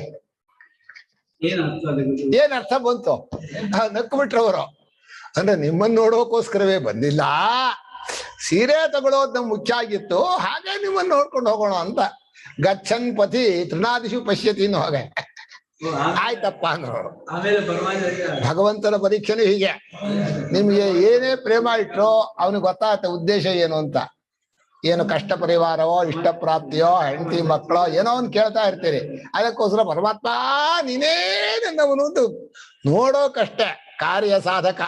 ಕತ್ತೆ ಕಾಲ್ ಕಟ್ಟು ಅನ್ನೋ ಹಾಗೆ ಕಾರ್ಯ ಆಗೋ ತನಕ ಅವರು ಆಮೇಲೆ ಹೋಗ ಎಲ್ಲದೇನಂತೆ ಅಂತ. ಈಗ ಇದು ಪ್ರೇಮ ಅಲ್ಲ. ಈಗ ಎರಡಕ್ಕೂ ಹೇಳ್ತಾರೆ. ಈ ಕರ್ಮಯೋಗವನ್ನ ಮಾಡುವಾಗ ನಿಜವಾಗಿ ಪರಮಾತ್ಮನ ಪರಮ ಪ್ರೇಮ ಇದೆಯಾ, ಅಭಿಮಾನ ತ್ಯಾಗ ಇದೆಯಾ? ಅದರಿಂದ ಜ್ಞಾನ ನಿಷ್ಠಾ ಯೋಗ್ಯತಾ, ಜ್ಞಾನದಲ್ಲೇ ತಾತ್ಪರ್ಯವಾಗಿ ಕುಳಿತುಕೊಳ್ಳುವಂತಹ ಒಂದು ಸಾಮರ್ಥ್ಯ ಬರುತ್ತೆ. ಪರಮಾತ್ಮನನ್ನ ಸರಿಯಾಗಿ ಅರ್ಥ ಮಾಡಬೇಕು, ಪರಮಾತ್ಮನಲ್ಲೇ ನೆಲೆ ಉಳ್ಬೇಕು ತಾದಾತ್ಮ್ಯತೆಯಿಂದ. ಅದು ಜ್ಞಾನ ನಿಷ್ಠ. ಅದು ಮುಂದೆ ಹೇಳ್ತಾರೆ, ನಿಷ್ಠಾ ಜ್ಞಾನಸ ವ್ಯಾಪಾರ ಅಲ್ಲಿ ಹೇಳ್ತಾರೆ. ಆ ಜ್ಞಾನ ನಿಷ್ಠೆಗೆ ಯೋಗ್ಯತೆ ಬರ್ಬೇಕಲ್ಲ, ಅದು ಕರ್ಮಯೋಗದಿಂದ ಬರುತ್ತೆ. ಕರ್ಮಯೋಗ, ಉಪಾಸನೆ, ಗುರು ಶುಶ್ರೂಷೆ, ಮಹಾತ್ಮರ ಸಹವಾಸ ಎಲ್ಲ ಮಾಡ್ಬೇಕು. ಮಾಡಿ ಮಾಡಿ ಮಾಡಿ ಮಾಡಿ ಮನಸ್ಸು ಅದಕ್ಕೆ ಒಗ್ಗಬೇಕು. ಅದು ಮುಖ್ಯ ಮಹಾತ್ಮರ ಸಹವಾಸವೇ. ಯಾರು ಮಹಾತ್ಮರ ಜೊತೆ ಒಳ್ಳೆ ಸತ್ಸಂಗದಲ್ಲಿ ಇರ್ತಾರೋ ಅವರಿಗೆ ಈ ಜ್ಞಾನಿಷ್ಠಾ ಯೋಗ್ಯತೆ ಬಂದು ಬಿಡುತ್ತೆ. ಜ್ಞಾನಿಷ್ಠೆಯು ತಾನಾಗಿ ಬರುತ್ತೆ, ಜ್ಞಾನಿಷ್ಠಾ ಯೋಗ್ಯತೆಯೂ ಬರುತ್ತೆ. ರುಚಿ ಹತ್ತೋಕ್ ಶುರುವಾಗತ್ತೆ. ಮೊದಲು ಏನ್ ಹೇಳಿದ್ದೆ ಹೇಳ್ತಾ ಇರ್ಕೊಂಡ್ರು ಇರೋ ಅಂತ. ಅಲ್ಲ, ನಾನು ಪ್ರೇಮ ಇದ್ರೆ ಎಲ್ಲಿ ಪ್ರೇಮ ಇರುತ್ತೋ ಅಲ್ಲೇ ನಾವು ಇರೋದು. ಹೇಳಿದ್ದು, ಮಾಡಿದ್ದು, ಕೇಳಿದ್ದೆ ಕೇಳೋದು. ಇಷ್ಟು ದಿವಸ ದೇಹ ನಾನು ಅನ್ಕೊಂಡಿದ್ದೀನಿ, ಇನ್ಮೇಲೆ ಕಂಬ ನಾನು ಅಂತೀರಾ? ಇಲ್ಲ. ಆ ದೇಹದಲ್ಲಿ ತಾದಾತ್ಮ್ಯ ಪ್ರೇಮ ಇದ್ಮೇಲೆ ಅದು ಸಹಜವೇ. ಯಾರನ್ನ ಅನ್ನವರು ಅಂತ ತುಂಬಾ ದಿವಸ ಅಂತಿರೋ ಅಲ್ಲಿ ಬೇಜಾರಾಗಲ್ಲ ರಿಪೀಟ್ ಆದ್ರೆ. ಎಲ್ಲಿ ಪ್ರೇಮವೇ ಇಲ್ವೋ ಯಾತಕ್ರೆ ಅದೇ ಮಾತು ಹೇಳ್ತೀರಿ. ನೆನ್ನೇನೋ ಅದೇ ಉಪನ್ಯಾಸ, ಇವತ್ತು ಅದೇ ಉಪನ್ಯಾಸ, ನಾಳೆನೂ ಅದೇ ಉಪನ್ಯಾಸ, ನಾಡಿದ್ದು ಇನ್ನೇನ್ ಬೇರೆ ಕೆಲಸ ಇಲ್ವಾ ನಿಮ್ಗೆ ಅಂತಾರೆ. ಅಂದ್ರೆ ಬೇರೆ ಬೇರೆ ಕೆಲಸ ಬೇಕು ನಿಮಗೆ. ತಸ್ಯ ಫಲಭೂತ ನೈಷ್ಕರ್ಮ್ಯ ಸಿದ್ಧಿ ಜ್ಞಾನ ನಿಷ್ಠಾ ಲಕ್ಷಣ. ಅದಕ್ಕೆ ಆಯ್ತು, ಓದಿ ಆಯ್ತು. ಆ ಜ್ಞಾನನಿಷ್ಠಾ ಯೋಗ್ಯತೆ ವಿಚಾರ ಮಾಡೋಕ್ಕೆ ಫಲ ಏನಪ್ಪಾ ಅಂದ್ರೆ ನೈಷ್ಕರ್ಮ್ಯ ಸಿದ್ಧಿ. ಅದನ್ನೇ ಮುಂದಿನ ಶ್ಲೋಕದಲ್ಲಿ ಇದೆ. ಆ ನೈಷ್ಕರ್ಮ್ಯ ಸಿದ್ಧಿ ಅನ್ನೋದಕ್ಕೆ ಜ್ಞಾನದಲ್ಲೇ ತತ್ಪರನಾಗಿರೋದು, ಜ್ಞಾನವಾದ ಮೇಲೆಯೂ ಅದರಲ್ಲೇ ಇರೋದು. ಎರಡರ್ಥ ಇದೆ. ಸಹಜವಾದರೂ ಇರ್ತಾನೆ ಅದನ್ನ ಇಟ್ಕೊಂಡೇ ಇದನ್ನ ಹೇಳಿರೋದು. ಜ್ಞಾನದಲ್ಲೇ ಆತ್ಮಜ್ಞಾನದಲ್ಲೇ ಯಾವಾಗ ಸಹಜವಾಗಿರ್ತಾನೆ ಅಂತ ಇಟ್ಕೊಂಡು ಆತ್ಮಜ್ಞಾನಕ್ಕೋಸ್ಕರವೇ ಫುಲ್ ಟೈಮ್ ವರ್ಕರ್ ಆಗೋದಾದ್ರೆ ಅವಾಗ ನೀವು ಜ್ಞಾನ ನಿಷ್ಠೆಯನ್ನು ಪಡ್ಕೊಂಡ್ರಿ ಆಗ್ಬೋದು. ನನ್ನ ಕೈಲಿ ಆಗತ್ತೆ ಕೇಳೋಕೆ, ಬೆಳಗ್ಗೆಯಿಂದ ರಾತ್ರಿವರೆಗೂ ಕೇಳಿದ್ರು ಸಂತೋಷವಾಗತ್ತೆ, ನನ್ನ ಮನಸ್ಸಿಗೆ ಬಹಳ ಇಷ್ಟವಾಗತ್ತೆ ಅಂತ ಆಗ್ಬೋದು. ನೈಷ್ಕರ್ಮ್ಯ ಸಿದ್ಧಿ ಅಂದ್ರೆ ಜ್ಞಾನ ಆಗೋಯ್ತಲ್ವಾ, ಇಲ್ವಾ?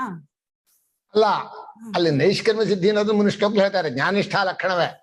ಜ್ಞಾನವಾಗಿ ತತ್ಪರನಾಗ ಅಲ್ಲಿರೋದೇ ನೈಷ್ಕರ್ಮ್ಯ ಅನ್ನೋದು ಪರಮಾತ್ಮನಿಗೂ ಜ್ಞಾನಿಗೂ ಇಬ್ಬರಿಗೂ ಹೆಸರು. ಯಾಕಂದ್ರೆ ಎಲ್ಲಿ ಕರ್ಮದ ಸಂಬಂಧವಿಲ್ಲವೋ, ತಾನಾಗಿ ಬಿಟ್ಟು ಹೋಗುತ್ತೋ ಕರ್ಮ ತಾನಾಗಿ ಬಿಟ್ಟು ಹೋಗೋರು ಚೈತನ್ಯ ಒಂದ್ರಲ್ಲೇ. ನಿಮ್ ಪ್ರಪಂಚದಲ್ಲಿ ಎಲ್ಲ ಅಚೇತನೆಲ್ಲ ಕರ್ಮ ಬಿಟ್ಟು ಹೋಗೋದಿಲ್ಲ, ಹಿಡ್ಕೊಂಡ್ಬಿಟ್ಟಿರುತ್ತೆ. ಅದನ್ನ ಚೈತನ್ಯ ಸ್ವರೂಪದಲ್ಲೇ ನೆಲೆ ನಿಂತ ಜ್ಞಾನಿಯೋ, ಚೈತನ್ಯ ಸ್ವರೂಪನಾಗಿಯೇ ಇರುವ ಪರಮಾತ್ಮನೋ ಇಬ್ಬರೂ ಜ್ಞಾನನಿಷ್ಠರೇ. ಜ್ಞಾನಿಯನ್ನೇ ಹೇಳಿರೋದು. ಜ್ಞಾನಿಯನ್ನು ಹೇಳಿದ್ರು ಜ್ಞಾನಿಗೆ ಏನು ಉಪದೇಶ ಬೇಕಾಗಿಲ್ವಲ್ಲ. ಆದ್ರೆ ಜ್ಞಾನ ಮಾರ್ಗಕ್ಕೆ ಹೋದವನು ಮುಮುಕ್ಷು ಹೇಳಿರೋದು. ಆದ್ರೆ ಈಗ ನೈಷ್ಕರ್ಮ್ಯ ಸಿದ್ಧಿ ಅನ್ನೋದು ಜ್ಞಾನನಿಷ್ಠಗೋಸ್ಕರ ಮಾಡುವಂತ ಸನ್ಯಾಸ. ನಾನು ಮುಂದೆ ಹೇಳ್ತಾರೆ. ಇತಿ ಶ್ಲೋಕ ಆರಭ್ಯತೆ. ಓದಪ್ಪ. ಅಸಕ್ತ ಬುದ್ಧಿ ಸರ್ವತ್ರ ಜಿತಾತ್ಮ ವಿಗತ ಸ್ಪೃಹ ನೈಷ್ಕರ್ಮ್ಯ ಸಿದ್ಧಿಂ ಪರಮಾಂ ಸನ್ಯಾಸೇನಾಧಿಗಚ್ಚತಿ.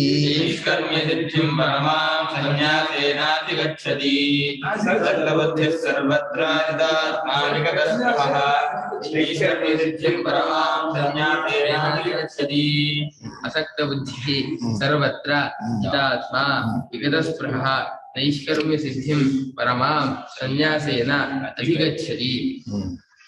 ಈಗ ಸರ್ವತ್ರ ಅಂದ್ರೆ ಪುತ್ರದಾರ ಗೃಹಾದಿಶು ಅಂತ ಹೇಳಿದ್ನಲ್ಲ, ಅಸಕ್ತ ಬುದ್ಧಿ. ಅಸಕ್ತಿರ್ನಭಿಶ್ವಂಗ ಪುತ್ರದಾರ ಗೃಹಾದಿಶು, ಅಂಟ್ಕೊಳ್ಳದೆ ಇರೋದು. ನಮಗೆ ಎಲ್ಲೆಲ್ಲಿ ಪ್ರೀತಿ ಬರುತ್ತೋ ಅದು ತಾನಾಗ ಅವರಾಗಿ ಬಿಡೋಕ್ ರೆಡಿ ಇರ್ತಾರೆ, ನಾವಾಗ ಹಿಡ್ಕೊಳಕ್ ಹೋಗ್ತೀವಿ. ಅವ್ರು ಬಿಟ್ರು ನಾವು ಬಿಡಲ್ಲ. ಅದನ್ನ ಅಸಕ್ತ ಬುದ್ಧಿ. ನೀನು ಬಿಡೋದನ್ನ ಅಂಟ್ಕೊಳ್ಳೋದನ್ನ ಬಿಡಿಸ್ಕೋ, ನಿನ್ನಲ್ಲಿ ಅಂಟಿಟ್ಕೋಬೇಡ ಅಂತ. ಎಲ್ಲಿ ಎಲ್ಲಿ ಅಭಿಮಾನ ಉಂಟಾಗತ್ತೋ ಅಲ್ಲೆಲ್ಲ ಆಸಕ್ತಿ, ಅದು ಸನ್ಯಾಸದ ಮೊದಲ ಮೆಟ್ಟಲು.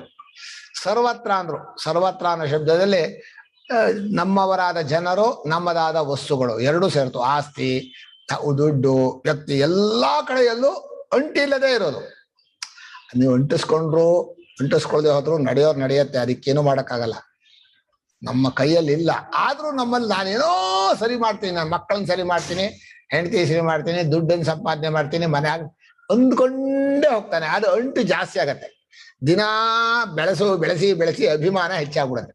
ಅದನ್ನ ಅಸಕ್ತ ಬುದ್ಧಿ ಸರ್ವತ್ರ ಜಿತಾತ್ಮ, ಮನಸ್ಸನ್ನ ಹತೋಟಿ ಇಟ್ಕೊಂಡವನಾಗಿ. ಆ ಸಂಘವಾಗೋದಕ್ಕೆ, ಅಂಟು ಬರೋದಕ್ಕೆ ಕಾರಣ ಮೊದಲು ಕುತೂಹಲ, ಆಮೇಲೆ ಕಾಮ. ಆ ಸಂಗಾತ್ ಸಂಜಾಯತೆ ಕಾಮ. ಅದನ್ನ ಕಾಮವನ್ನು ಬಿಡ್ಬೇಕು. ವಿಗತ ಸ್ಪೃಹ, ಹೀಗಾಗ್ಬೇಕು ಅಂತ ಕ್ರಿಯೆಯ ಬಗ್ಗೆ ಕಾಮ, ಅಂದ್ರೆ ಈ ರೀತಿ ಆಗ್ಬೇಕೋ ಅಂತ ಕಾಮ, ಅಥವಾ ಈ ವ್ಯಕ್ತಿ ಬರಬೇಕೋ ಅಂತ ಕಾಮ, ಈ ವಸ್ತುಗಳು ಆಗಬೇಕು ಅಂತ. ವಸ್ತುವಿನ ಬಗ್ಗೆ ಕಾಮ, ವ್ಯಕ್ತಿಗಳ ಬಗ್ಗೆ ಕಾಮ, ಕ್ರಿಯೆಗಳ ಬಗ್ಗೆ ಕಾಮ. ಯಾವ್ದು ಗಟ್ಟಿ ಜಾಸ್ತಿ?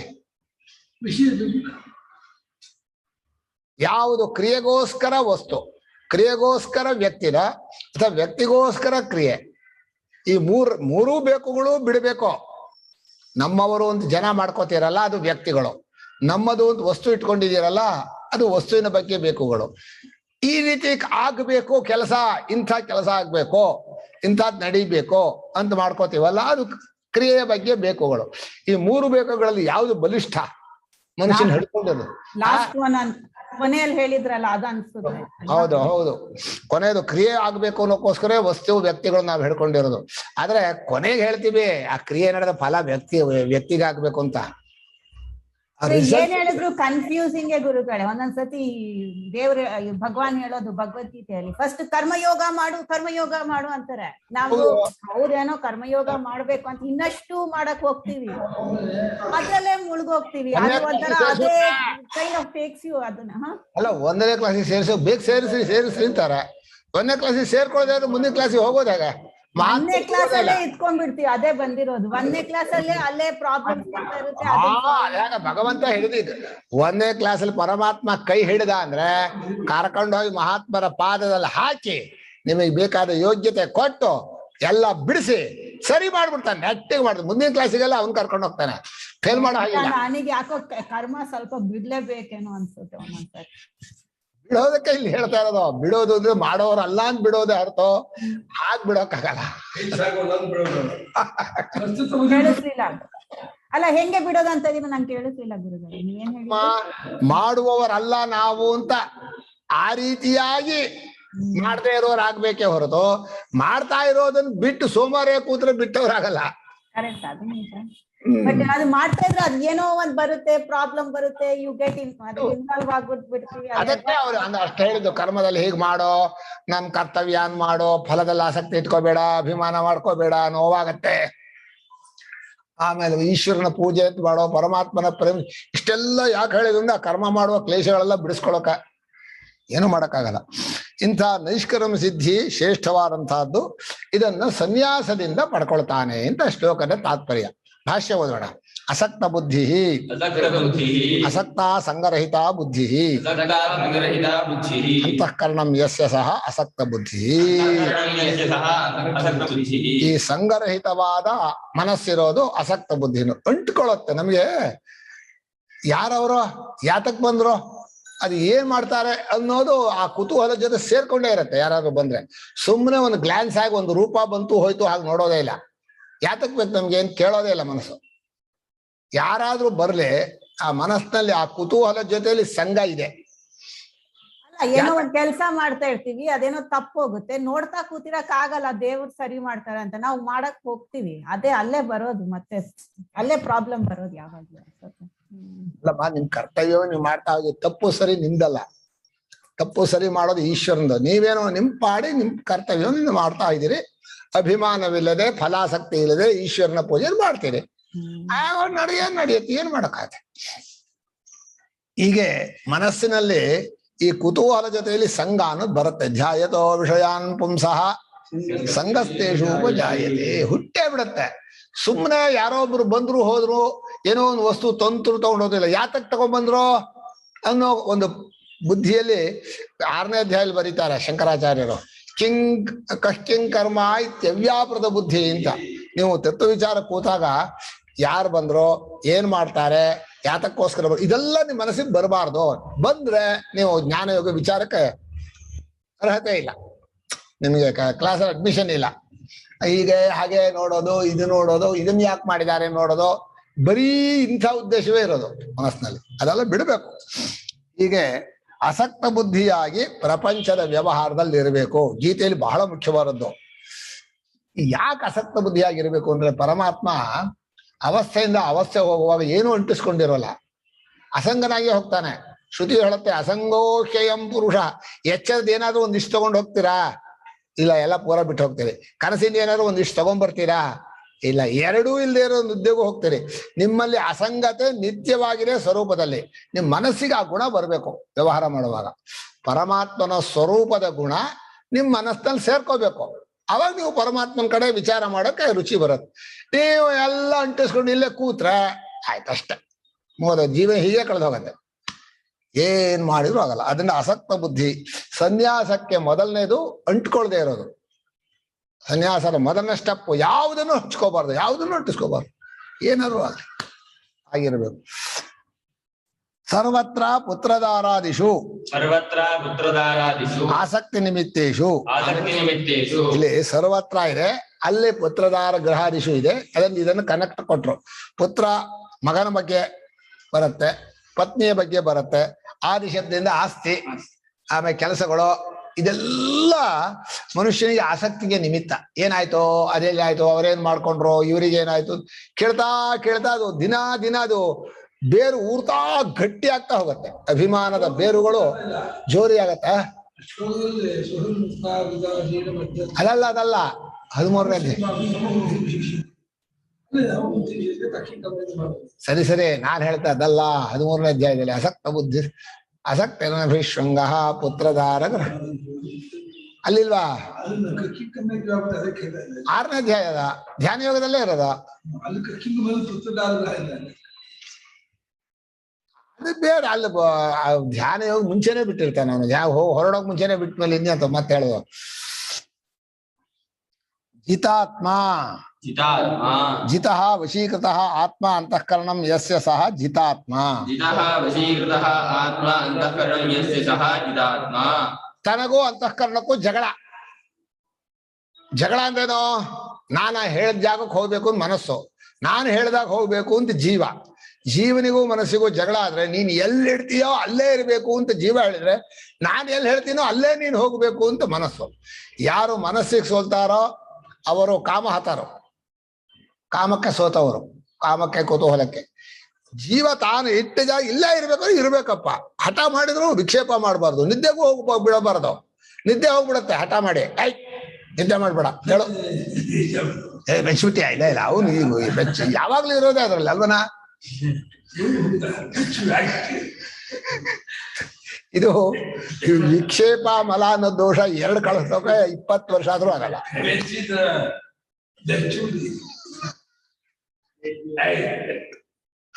ಮನಸ್ಸನ್ನ ಬೇರೆ ಕಡೆ ಹೋಗದಾಗ ಮತ್ ತಗೊಂಡ್ಬರೋದು, ಅಲ್ಲೇ ನಿದ್ದೆ ಮಾಡಕ್ ಹೋಗದೆ ಇರೋ ಮತ್ತೆ ಎಬ್ಬಸ್ಬೇಕು, ಚುಚ್ಚುತ್ತಾ ಇರ್ಬೇಕು. ನಿದ್ದೆ ಮಾಡ್ಬೇಡ ಅಂತ. ಇಲ್ಲೇ ಹೊರ ಮತ್ತೆ ಓಡೋಗುತ್ತೆ. 2 ಕೂಡ ಅದಕ್ಕಿರೋದು.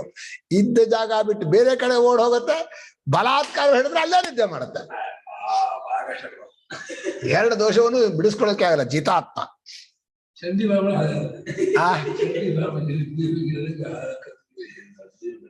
ವಿಗತ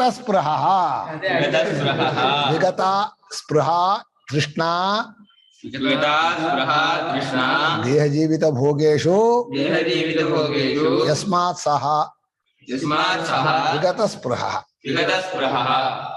ದೇಹದ ಭೋಗಕ್ಕಾಗ್ಲಿ ಜೀವಿತ ಭೋಗಕ್ಕಾಗ್ಲಿ ಒಂಚೂರು ಆಸೆ ಇಲ್ಲ ಅಂತ. ಇಲ್ಲಿ ಭೋಗ ಅನ್ನೋ ಪದ ದೇಹ ಅನುಭವಿಸ ಅಂತ ಅರ್ಥ.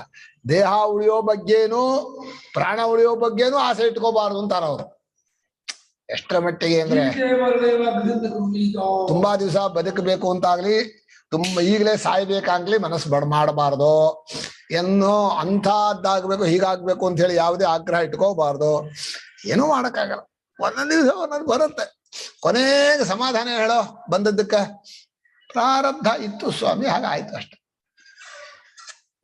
ಯಾರ ಕೈಲೂ ಏನು ಬದಲಾಯಿಸೋಕ್ಕಾಗಲ್ಲ. ಸುಳ್ಳಾದದ್ದು ಹೋಗಿದ್ದಕ್ಕೆ ಅಳ್ತಾ ಕೂತವ್ರಿಗೆ ಉತ್ತರ ಹೇಳೋದು ಎರಡು ತರ. ಬಂದದ್ದೇ ಸುಳ್ಳು, ಹೋದದ್ದಕ್ಕೆ ಯಾಕೆ ಅಳ್ತೀಯ ಅಂತ ಒಂದು ಉತ್ತರ. ಹೇಗಿದ್ರು ಬಿಟ್ಟು ಹೋಗ್ತಾ ಇತ್ತು, ಪ್ರಾರಬ್ಧ ಹೋಯ್ತು, ಸದ್ಯ ಸಮಾಧಾನ ಮಾಡ್ಕ ಹೋಯ್ತಲ್ಲ. ಹೆಂಡತಿ ಹೋಯ್ತು ಅಂತ ಅಳ್ತಾ ಇರ್ತಾರೆ, ಅಯ್ಯೋ ಸದ್ಯ ಹೋಯ್ತಲ್ಲ ಬಂಧನ ಅಂತ ಸಮಾಧಾನ. ಹಾಗಲ್ಲ, ಹೆಂಡತಿ ಆಗ್ಲಿ ಗಂಡ ಆಗ್ಲಿ ಇಬ್ಬರಿಗೂ ಸಮಾನ ಅದ. ಅವ್ರು ಹೇಗೆ ನಡ್ಕೋತಾ ಇದ್ರು ಅನ್ನೋದ್ರ ಮೇಲೆ ಹೋಗುತ್ತೆ. ಕಾಲ ಕಾಲಕ್ಕೆ ಉಪಚಾರ ಎಲ್ಲಾದ್ರೂ ಸರಿಯಾಗಿ ಮಾಡ್ತಾರೆ. ಅದು ಯಥಾ ಪಶು ಏವಂ ಸದೇವಾನ. ಚೆನ್ನಾಗಿ ಅನುಕೂಲ ಮಾಡ್ಕೊಡೋರು ಕಳ್ಕೊಂಡು ಹೋದ್ರೆ ಅಯ್ಯೋ ಹೋಯ್ತಲ್ಲ ಅಂದ್ರೆ, ನಮ್ಮನೆ ಎತ್ ಕಳ್ಕೊಂಡ್ವಿ, ನಮ್ಮನೆ ಎಮ್ಮೆ ಹಾಲು ಕೊಡ್ತಾ ಇತ್ತು ಹೋಯ್ತು, ಆ ತರ ಹೆಂಡತಿ ಹೋಯ್ತು ಅಂತ ಆಗ್ಬಿಡತ್ತೆ. ಅದು ಅದ್ಯಾವುದು ಪ್ರೇಮ ಅಲ್ಲ.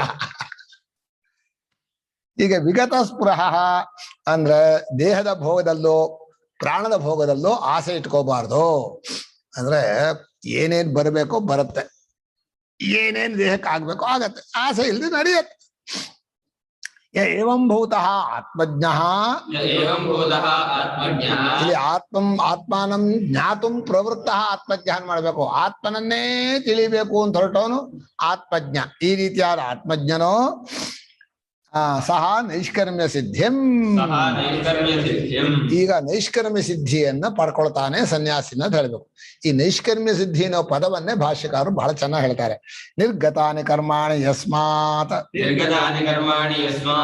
ಯಾವ ಮನುಷ್ಯನಿಂದ ಕರ್ಮಗಳೆಲ್ಲ ತಾವಾಗಿ ಬಿಟ್ಟು ಹೋಗಿವೆಯೋ, ಇವನು ಬಿಟ್ಟಿದಾನೋ ಅಲ್ಲ, ಅವನಾಗೆ ಬಿಟ್ಟು ಹೋಗ್ಬೇಕಾದ್ರೆ ಏನಾಗಬೇಕು, ಅವನು ಕರ್ತೃತ್ವವಿಲ್ಲದ ಚೈತನ್ಯ ಸ್ವರೂಪದಲ್ಲಿ ತಾನು ನಿಂತ್ಕೊಂಡ್ಬಿಡ್ಬೇಕು. ಯಾವ ನನ್ನ ಕತ್ತಲೆಗಳು ಮುಟ್ಟದೆ ವಾಪಸ್ಸು ಬಂದವೋ ಅಂದ್ರೆ ಯಾರ ಹತ್ರ, ಸೂರ್ಯನ ಬರಿಗೆ ಹೋಗಲ್ಲ, ಅವನು ಬೆಳಕಿನ ಸ್ವರೂಪ. ಹಾಗೆ ಅರಿವಿನ ಸ್ವರೂಪದಲ್ಲಿರುವಂಥ ಮನುಷ್ಯನಿಗೆ ಕರ್ಮಗಳು ತಾವಾಗಿ ಬಿಟ್ಟವಂತೆ. ಅಂದ್ರೆ ಕರ್ಮಗಳು ತಾವಾಗಿ ಬಿಟ್ಟವನನ್ನ ನಿಷ್ಕರ್ಮ ಅಂತ ಹೇಳಿದಾರೆ ಹೊರತು ಕರ್ಮಗಳನ್ನ ಬುದ್ಧಿಪೂರ್ವಕವಾಗಿ ಬಿಟ್ಟವನ್ನ ಹೇಳಿಲ್ಲ. ಬುದ್ಧಿಪೂರ್ವಕ ಇಟ್ಟವನು ಮುಂದೆ ಮುಮುಕ್ಷವಾಗ್ಬಿಡ್ತಾನೆ. ಇದು ಸಹಜವಾಗಿ ಜ್ಞಾನಿ ಇವನು. ನಿಷ್ಕ್ರಿಯ ಬ್ರಹ್ಮಾತ್ಮ ಸಂಬೋಧ, ನಿಷ್ಕ್ರಿಯವಾದ ಬ್ರಹ್ಮವೇ ಆತ್ಮ ಅನ್ನುವಂಥ ಅನುಭವಪೂರ್ವಕವಾದ ಅರಿವು. ಕ್ರಿಯೆ ಇಲ್ಲದ ಕೇವಲ ಚೈತನ್ಯ ರೂಪನಾದ ಬ್ರಹ್ಮವೇ ತಾನು ಅನ್ನೋ ಅರಿವಿನಿಂದ ಕರ್ಮಗಳು ಓಡೋಗ್ಬಿಟ್ಟು ಅಲ್ಲಿ ಬರಕ್ಕಾಗ್ಲಿಲ್ಲ, ಕರ್ಮಗಳಿಗೆ ಮುಟ್ಲಿಲ್ಲ, ಆಗಲ್ಲ. ಅಂಥದ್ದು ಆಕಾಶಕ್ಕೆ ಹೊಡೆದ ಕತ್ತಿ ಹೇಗೆ ವೇಸ್ಟ್, ಏನು ಮಾಡೋಕ್ಕಾಗಲ್ಲ, ಆಕಾಶ ಎಂತ ಮಾಡೋಕ್ಕಾಗತ್ತೆ. ಹಾಗೆ ಆತ್ಮನ ಸ್ವರೂಪಕ್ಕೆ ಕರ್ಮಗಳು ಮುಟ್ಟೋದಿಲ್ಲ, ತಾವಾಗಿ ಬಿಟ್ಟೋದವು. ನಿರ್ಗತಾನಿ ಕರ್ಮಾಣಿ ಯಸ್ಮಾತ್. ಅದು ವೀತರಾಗ ಭಯ ಕ್ರೋಧ, ಹಾಗೆ ರಾಗ ಭಯ ಕ್ರೋಧ ಇವುಗಳೆಲ್ಲ ಯಾವನನ್ನು ಬಿಟ್ಟು ಹೋದವು ಅಂತ ಹೇಳ್ತಾರೆ. ಇವನು ಬಿಟ್ಟಿದ್ದಾನೆ ಅಂತ ಹೇಳಲಿಲ್ಲ, ಅವುಗಳೇ ಬಿಟ್ಟು ಹೋಗ್ಬಿಟ್ಟು ಬರಕ್ಕಾಗಲ್ಲಪ್ಪ ನಿನ್ನ ಹತ್ರಕ್ಕೆ ಅಂತ. ಹೀಗೆ ಯಾವಾತನೋ ಕ್ರಿಯೆಯೇ ಇಲ್ಲದ ವಿಕಾರವೇ ಇಲ್ಲದ ಬ್ರಹ್ಮಸ್ವರೂಪವೇ ತಾನೊಂದು ಅರಿತುಕೊಂಡಿದ್ದಾನೋ ಅಂಥ ಸ್ವರೂಪಕ್ಕೆ ಕರ್ಮಗಳು ಮುಟ್ಟೋಕಾಗದೆ ಅವುಗಳೆಲ್ಲ ವಾಪಸ್ ಹೊರಟೋದವು. ಸಹ ನಿಷ್ಕರ್ಮ. ಸಹ ಅಂದ್ರೆ ಆ ಬ್ರಹ್ಮವು, ಆ ಬ್ರಹ್ಮವನ್ನು ತಿಳಿದ ಜ್ಞಾನಿಯನ್ನೇ ಇಲ್ಲಿ ನಿಷ್ಕರ್ಮ ಅಂತ ಕಳ್ತಾ ಇರೋದು. ಜ್ಞಾನಿ ತಸ್ಯ ಭಾವ ನೈಷ್ಕರ್ಮ್ಯಂ, ಆ ರೀತಿಯಾಗಿರೋದೆ ನೈಷ್ಕರ್ಮ್ಯ. ನಿಷ್ಕರ್ಮಣೋ ಭಾವ ನಿಷ್ಕರ್ಮಣ ಅನ್ವ ನಿಷ್ಕರ್ಮಸ್ಯ ನಿಷ್ಕರ್ಮ ನಿಷ್ಕರ್ಮಾಣು ನಿಷ್ಕರ್ಮಾಣ ಷಷ್ಠಿ ನಿಷ್ಕರ್ಮಣೋ ಭಾವ ನೈಷ್ಕರ್ಮ್ಯಂ. ನೈಷ್ಕರ್ಮ್ಯಂಚ ತತ್ ಸಿದ್ಧಿಶ್ಚ ಸಾ ನೈಷ್ಕರ್ಮ್ಯ ಸಿದ್ಧಿ. ನೈಷ್ಕರ್ಮ್ಯವನ್ನ ಪಡ್ಕೊಂಡವನು ಅಂತ ಯಾವ ಸಮಾಸ ಇದು? ಕರ್ಮಧಾರಯ. ಕರ್ಮಧಾರ ನೈಷ್ಕರ್ಮ್ಯಸ್ಯ ಷಷ್ಠಿ ಮಾಡಿಲ್ಲ, ಮುಂದೆ ಮಾಡ್ತಾರೆ ಷಷ್ಠಿನ. ನೈಷ್ಕರ್ಮ್ಯಂಚ ತತ್, ನಿಷ್ಕ್ರಿಯಾತ್ಮ ಸ್ವರೂಪ ಇರೋದೇ ಸಿದ್ಧಿ, ಪ್ರಯತ್ನದಿಂದ ಬಂದ ಸಿದ್ಧಿ ಅಲ್ಲ ಅಂತ. ನಿಷ್ಕ್ರಿಯವಾದ ಬ್ರಹ್ಮಸ್ವರೂಪದಲ್ಲಿ ತಾನೆಂದು ಕುತ್ಕೋತಾನಲ್ಲ, ಬಾಕಿದಲ್ಲಿರೋ ಆತ್ಮ ಪ್ರತ್ಯವೆಲ್ಲ ಬಿಟ್ಟು, ಅದೇ ಸಿದ್ಧಿ. ಮನುಷ್ಯನ ಜೀವನದ ಸಿದ್ಧಿ ಅಂದ್ರೆ ಅದು. ಈ ಯೋಗ ಸಿದ್ಧಿ, ಈ ಕರ್ಮಫಲ ಸಿದ್ಧಿ, ಇದೆಲ್ಲ ಸಿದ್ಧಿ ಅಲ್ಲ, ಎಲ್ಲ ಅನಿತ್ಯ ಆಭಾಸ, ಸುಮ್ಮನೆ ಸಿದ್ಧಿ ಆದಾಗ. ಇದೇ ಸಿದ್ಧಿ. ನೈಷ್ಕರ್ಮ್ಯಸ್ಯವಾ ನಿಷ್ಕ್ರಿಯಾತ್ಮ ಸ್ವರೂಪಾವಸ್ಥಾನ ಲಕ್ಷಣಸ್ಯ ಸಿದ್ಧಿ ನಿಷ್ಪತ್ತಿ. ಇನ್ನೊಂದು ಅರ್ಥ ಮಾಡಿದ್ರು. ನೈಷ್ಕರ್ಮ್ಯ ಅಂದ್ರೆ ನಿಷ್ಕ್ರಿಯವಾದ ಬ್ರಹ್ಮವೇ ತಾನಾಗಿದೆ ಅಂತ ಅದ್ರಲ್ಲಿ ನಿಂತ್ಕೊಳ್ತಾನಲ್ಲ, ಆ ಸಿದ್ಧಿ, ಅದನ್ನೇ ಅದರ ಸಿದ್ಧಿ ಅಂದ್ರೆ ಅದು ಉಂಟಾಗೋದು. ನೈಷ್ಕರ್ಮ್ಯ ಸಿದ್ಧಿಂ ತಾಂ ನೈಷ್ಕರ್ಮ್ಯ ಸಿದ್ಧಿ, ನೈಷ್ಕರ್ಮ್ಯದ ಸಿದ್ಧಿ ಅಲ್ಲೇ ನೈಷ್ಕರ್ಮ್ಯವೇ ಸಿದ್ಧಿ. ಸಿದ್ಧಿ ಶಬ್ದಕ್ಕೆ ನೈಷ್ಕರ್ಮ್ಯವೇ ಅರ್ಥ. ಇಲ್ಲಿ ನೈಷ್ಕರ್ಮ್ಯದ ಉತ್ಪತ್ತಿ ಸ್ವಲ್ಪ ಇದು ಮಾಡಿದ್ದಾರೆ. ತಾಂ ನೈಷ್ಕರ್ಮ್ಯ ಸಿದ್ಧಿಂ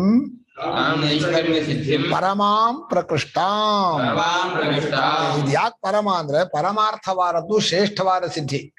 ಯಾವ ಕರ್ಮ ಪ್ರಯತ್ನ ಸಾಧನ ಯಾವ್ದು ಪಡೆದು ಸಿದ್ಧಿ ಪಡೆದು ಪರಮ ಸಿದ್ಧಿ ಅಲ್ಲ, ಅದು ಟೆಂಪ್ರರಿ. ಒಂದೆರಡು ದಿವಸ ಇರುತ್ತೆ, ಹೋಗ್ಬಿಡುತ್ತೆ. ನೀನ್ ಭಾಳ ಉಸಿರು ಕಟ್ಟಿ ಮುಳುಗಿದ್ರು ಎಷ್ಟೊತ್ತಿರ್ತೀಯ ನೀರಲ್ಲೇ, ಹೇಳಲೇಬೇಕು. ಹಾಗೆ ಕರ್ಮದಿಂದ ಮಾಡಿದ ಎಲ್ಲ ಸಿದ್ಧಿಗಳು, ಉಪಾಸನೆಯಿಂದ ಪಡೆದ ಎಲ್ಲ ಸಿದ್ಧಿಗಳು ಶ್ರೇಷ್ಠವಲ್ಲ. ಮೊದಲನೇದು ಟೆಂಪ್ರರಿ, ಎರಡನೇದು ಆಭಾಸ, ಸುಳ್ಳು, ಬರೀ ತಪ್ಪು. ಮಾಡ್ತೀನಿ, ಏನೋ ಅನುಷ್ಠಾನ ಮಾಡ್ತೀನಿ, ಅನುಷ್ಠಾನ ಮಾಡಿ ಪಡ್ಕೊಂಡ್ರೆ ಏನ ಎಂಥದ್ದು ಇಲ್ಲ. ಇದು ನೋಡು ಪರಮಾರ್ಥವಾದ. ಗೊತ್ತಾಯ್ತು?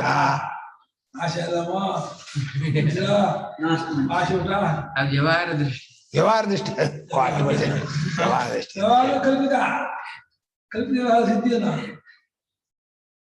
ಎಲ್ಲಿ ಹೋಗ್ಬೇಕಂತ ಸಿದ್ಧಿಗೆ? ಗುಡ್ಡೆಗೆ ಹೋಗಿ ಗಡ್ಡ ಬಿಟ್ಟು ಅಪ್ಸರ ಸ್ತ್ರೀ ಬಂದು ಸೇವೆ ಮಾಡಿಸ್ಕೊಂಡು ಮತ್ತಿನ್ಯಾವ ಸಿದ್ಧಿ? ಎಲ್ಲ ಸಿದ್ಧಿಯು ಬರೀ ಸುಳ್ಳ. ಪ್ರಕೃಷ್ಟಾಂ ಕರ್ಮಜ ಸಿದ್ಧಿ ವಿಲಕ್ಷಣಾಂ ಸದ್ಯೋ ಮುಕ್ತ್ಯವಸ್ಥಾನ ರೂಪಾಂ. ಸದ್ಯ ಶಬ್ದ ಅಂಕೇತಿ ಭಾಷೆಯಲ್ಲಿ ಸದ್ಯ ಅಂದ್ರೆ ಈಗ ತಾನೆ ಅಂತ. ಸದ್ಯ ಅಂದ್ರೆ ನಮ್ಮ ಮಹಾಪ್ರಾಣಾಯಾಮ ಸದ್ಯ ಅವ್ರ ಮೇಲೆ ತತ್ಕ್ಷಣ ಅಂತ ಇಮಿಡಿಯೇಟ್ ತಿಳ್ಕೊಂಡ ಕ್ಷಣದಲ್ಲಿ ಸಿದ್ಧಿ. ದೇಹವು ಬೀಳ್ಬೇಕಾಗಿಲ್ಲ, ಕಾಲಾಪೇಕ್ಷೆ ಇಲ್ಲ, ಏನೂ ಇಲ್ಲ. ಸದ್ಯೋಮುಕ್ತಿ, ಅದರ ಮುಂದೆ ಏನಾದ್ರು ಇದೆಯೇನ್ರಿ?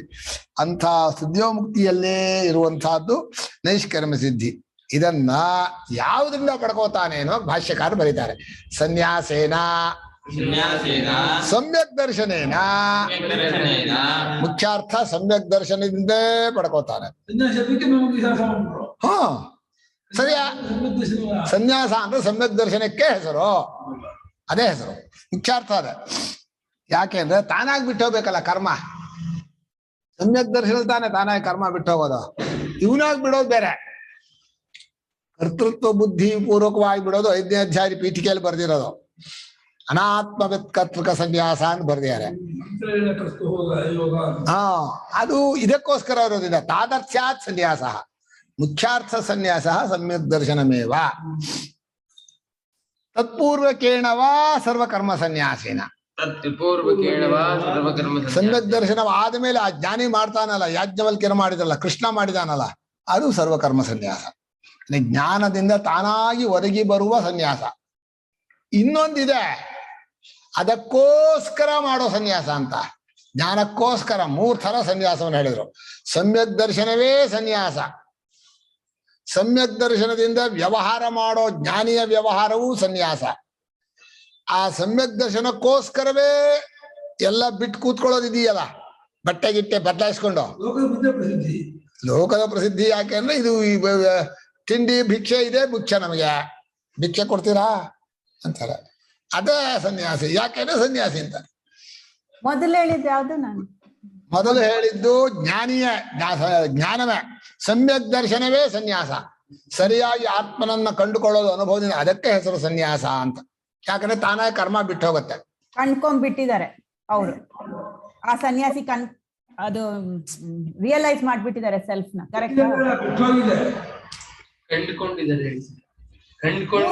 3 ಹೇಳಿದೀರಾ. ಒಬ್ರು ನಿಜ ಸ್ವರೂಪವನ್ನು ನೋಡಿದವ್ರು, ಜ್ಞಾನ ಪಡೆದವ್ರು, ಜ್ಞಾನ ಪಡೆದವರು ಆದ್ಮೇಲೆ ಆ ಜ್ಞಾನಿಯ ವ್ಯವಹಾರ ಮುಂದೆ ಅದು ಸನ್ಯಾಸ. ಯಾಜ್ಞವಲ್ಕ್ಯರು ಕೃಷ್ಣರು ಮಾಡಿರೋ ವ್ಯವಹಾರವೆಲ್ಲ ಸನ್ಯಾಸವೇ. ಅದು ಒಂದು. ಈ ಜ್ಞಾನಕ್ಕೋಸ್ಕರ ಹಿಂದೆ ಮೊದಲು ಅಜ್ಞಾನಿಯಾದಾಗ ಎಲ್ಲವನ್ನು ಬಿಟ್ಟು ಬರೀ ದೇಹಯಾತ್ರೆ ಮಾತ್ರ ಇಟ್ಕೊಂಡು ಫುಲ್ ಟೈಮ್ ಇದಕ್ಕೆ ಕೊಡೋದು, ಅದು ಸನ್ಯಾಸ. ಜ್ಞಾನ ವ್ಯವಹಾರವನ್ನು ಸನ್ಯಾಸ ಅಂದ್ರು. ಅದೇ ವಿದ್ವತ್ ಸನ್ಯಾಸ. ಅದೇ ವಿದ್ವತ್ ಸನ್ಯಾಸ. ಮೊದಲನೇದು ವಿದ್ವತ್ ಅಲ್ವಾ ಗುರುಗಳೇ? ಮೊದಲನೇದು ಜ್ಞಾನ ಸ್ವರೂಪವೇ. ಜ್ಞಾನ ಸ್ವರೂಪವನ್ನೇ ಸನ್ಯಾಸ ಅಂದ್ರು. ಆಮೇಲೆ ತತ್ಪೂರ್ವಕೇಣವ ಸರ್ವಕರ್ಮ ಸನ್ಯಾಸೇನ ಅಂದ್ರು. ತತ್ಪೂರ್ವಕ ಅಂದ್ರೆ ಸಮ್ಯಕ್ ದರ್ಶನದ ಪೂರ್ವಕವಾಗಿ ಜ್ಞಾನ ವಿರೋಧದಿಂದ ಮುಂದೆ ಏನು ವ್ಯವಹಾರ ಮಾಡ್ತಾನೋ ಅದು ಸರ್ವಕರ್ಮ ಸನ್ಯಾಸ ಅಂದ್ರು. ಇನ್ನೊಂದು ಜ್ಞಾನಕ್ಕೋಸ್ಕರ ಮಾಡೋ ಸನ್ಯಾಸ, ಅದು ಕರ್ತೃತ್ವ ಬುದ್ಧಿ ಇರತ್ತೆ. ಅಜ್ಞಾನಿ ಮಾಡೋ ಸನ್ಯಾಸ ಅದು. ಅಧಿಗಚ್ಚತಿ ಪ್ರಾಪ್ನೋತಿ. ಹೇಳಿದಿರಾ ಗುರುಗಳೇ? ಎರಡು ಹೇಳಿದಿರಾ? ಸಾರಿ, ಒಂದು ಸ್ವರೂಪ. ಅಲ್ಲಿ ಮೂರು ಲೋಕದಲ್ಲಿ ಮೂರು ಕಾಣಲ್ಲ. ಒಂದು ತತ್ವಜ್ಞಾನವನ್ನೇ ಸನ್ಯಾಸ ಅಂತ ಹೇಳಿರೋದು, ಎರಡನೇದು ಜ್ಞಾನಿಯ ವ್ಯವಹಾರ, ಮೂರನೇದು ಜ್ಞಾನಕ್ಕೋಸ್ಕರ ಮಾಡೋ ಸನ್ಯಾಸ. ಫಸ್ಟ್ ಎರಡು ಹೇಳ್ತಿರೋದು ಒಂದೇ ಅಂತ ಕಾಣಿಸ್ತದೆ ನನಗಂತೂ. ನಿಜವಾದ ಸನ್ಯಾಸ ಅದು ಕರೆಕ್ಟ್. ಅಧಿಗಚ್ಚತಿ ಪ್ರಾಪ್ನೋತಿ. ಆ ಸನ್ಯಾಸದಿಂದ ಅವ್ರ ಕೈ ಎತ್ತಿದ್ದಾರೆ. ಅವ್ರು ಅನ್ಮ್ಯೂಟ್ ಮಾಡಾಯ್ತು, ಅವ್ರು ಮಾಡ್ಕೊಂತಿಲ್ಲ. ಯಾರ ಮಾಡ್ಕೊಂತಿದ್ದಾರೆ. ಗುರುಗಳೇ, ಇಲ್ಲಿ ಜ್ಞಾನದಿಂದ ತಾನಾಗಿಯೇ ಬರುವ ಸನ್ಯಾಸ ಅನ್ನೋದು ಬರುತ್ತೆ ಹೋಗುತ್ತೆ ಅನ್ನೋದಿಲ್ಲ, ಅನುಭವದಿಂದನೇ. ಅಂದ್ರೆ ಅವರು ಒಂದು ಸಾಧನೆಯಿಂದ ಧ್ಯಾನದಿಂದ ಮಾಡ್ತಾ ತಾನಾಗೇ ಬರೋದಲ್ವಾ? ಹೌದು. ಒಂದು ಜ್ಞಾನವನ್ನೇ ಸನ್ಯಾಸ ಅಂದ್ರು, ಇನ್ನು ಮುಂದೆ ಜ್ಞಾನದಿಂದ ಮುಂದಕ್ಕೆ ಮಾಡೋ ವ್ಯವಹಾರವೆಲ್ಲ ಸನ್ಯಾಸ ಅಂದ್ರು. ಆ ಜ್ಞಾನಕ್ಕೋಸ್ಕರವೇ ಕುಳಿತರೆ ಅಜ್ಞಾನಿ ಆಗಿದ್ರು ಅವನಿಗೆ ಸನ್ಯಾಸದ ವೇಷ ಹಾಕ್ಬಹುದು. ಅದ ಇಲ್ಲಿ ಒಂದು ನಮ್ದು ಇದು ಅಂದ್ರೆ, ಇದು ಜ್ಞಾನದಿಂದ ಬಂದಿತ್ತು ಅನ್ಬೇಕಾದ್ರೆ ಅಲ್ಲಿ ನಾನು ಅನ್ನೋದು ಇರೋದೇ ಇಲ್ಲ. ಕರೆಕ್ಟ್. ಸರಿ ಸರಿ ಸರಿ. ತಥಾ ಚ ಉಕ್ತಂ ಸರ್ವಕರ್ಮಾಣಿ ಮನಸಾ ಸನ್ಯಸ್ಯಾಸ್ತೆ ನೈವ ಕುರ್ವನ್ನ ಕಾರಯನ್ನಾಸ್ತೆ ಇತಿ. ಹೀಗೆ ಎಲ್ಲ ಕರ್ಮಗಳನ್ನು ಮನಸ್ಸಿನಿಂದ ಬಾಧೆ ಮಾಡಿ ಸ್ವರೂಪದಲ್ಲಿ ನೆಲೆ ನಿಂತು ದೇಹದಲ್ಲಿ ಮಾತ್ರವೇ ಇಟ್ಕೊಂಡು ದೇಹ ಚೇಷ್ಟೆ ಎಷ್ಟು ಅಷ್ಟೇ ಲೋಕದವರ ದೃಷ್ಟಿಯಿಂದ ಮಾಡುವ ಹಾಗೆ ಕಾಣಿಸ್ತಾನೆ ಅಂತ. ಅಧ್ಯಾಯದಲ್ಲದು 5ನೇ ಅಧ್ಯಾಯವ ಸರ್ವಕರ್ಮಾಣಿ ಮನಸಾ ಸನ್ಯಾಸ್ಯಾಸ್ತಿ 5ನೇ ಅಧ್ಯಾಯದಲ್ಲಿ ಈಗ ಹೇಳ್ತಾನೆ, ಪೂರ್ವೋಕ್ತೇನ ಸ್ವಕರ್ಮಾನುಷ್ಠಾನೇನ ಈಶ್ವರಾಭ್ಯರ್ಚನ ರೂಪೇಣ ಜನಿತಾಂ ಪ್ರಾಗುಕ್ತ ಲಕ್ಷಣಾಂ ಸಿದ್ಧಿಂ ಪ್ರಾಪ್ತಸ್ಯ ಉತ್ಪನ್ನಾತ್ಮ ವಿವೇಕ ಜ್ಞಾನಸ್ಯ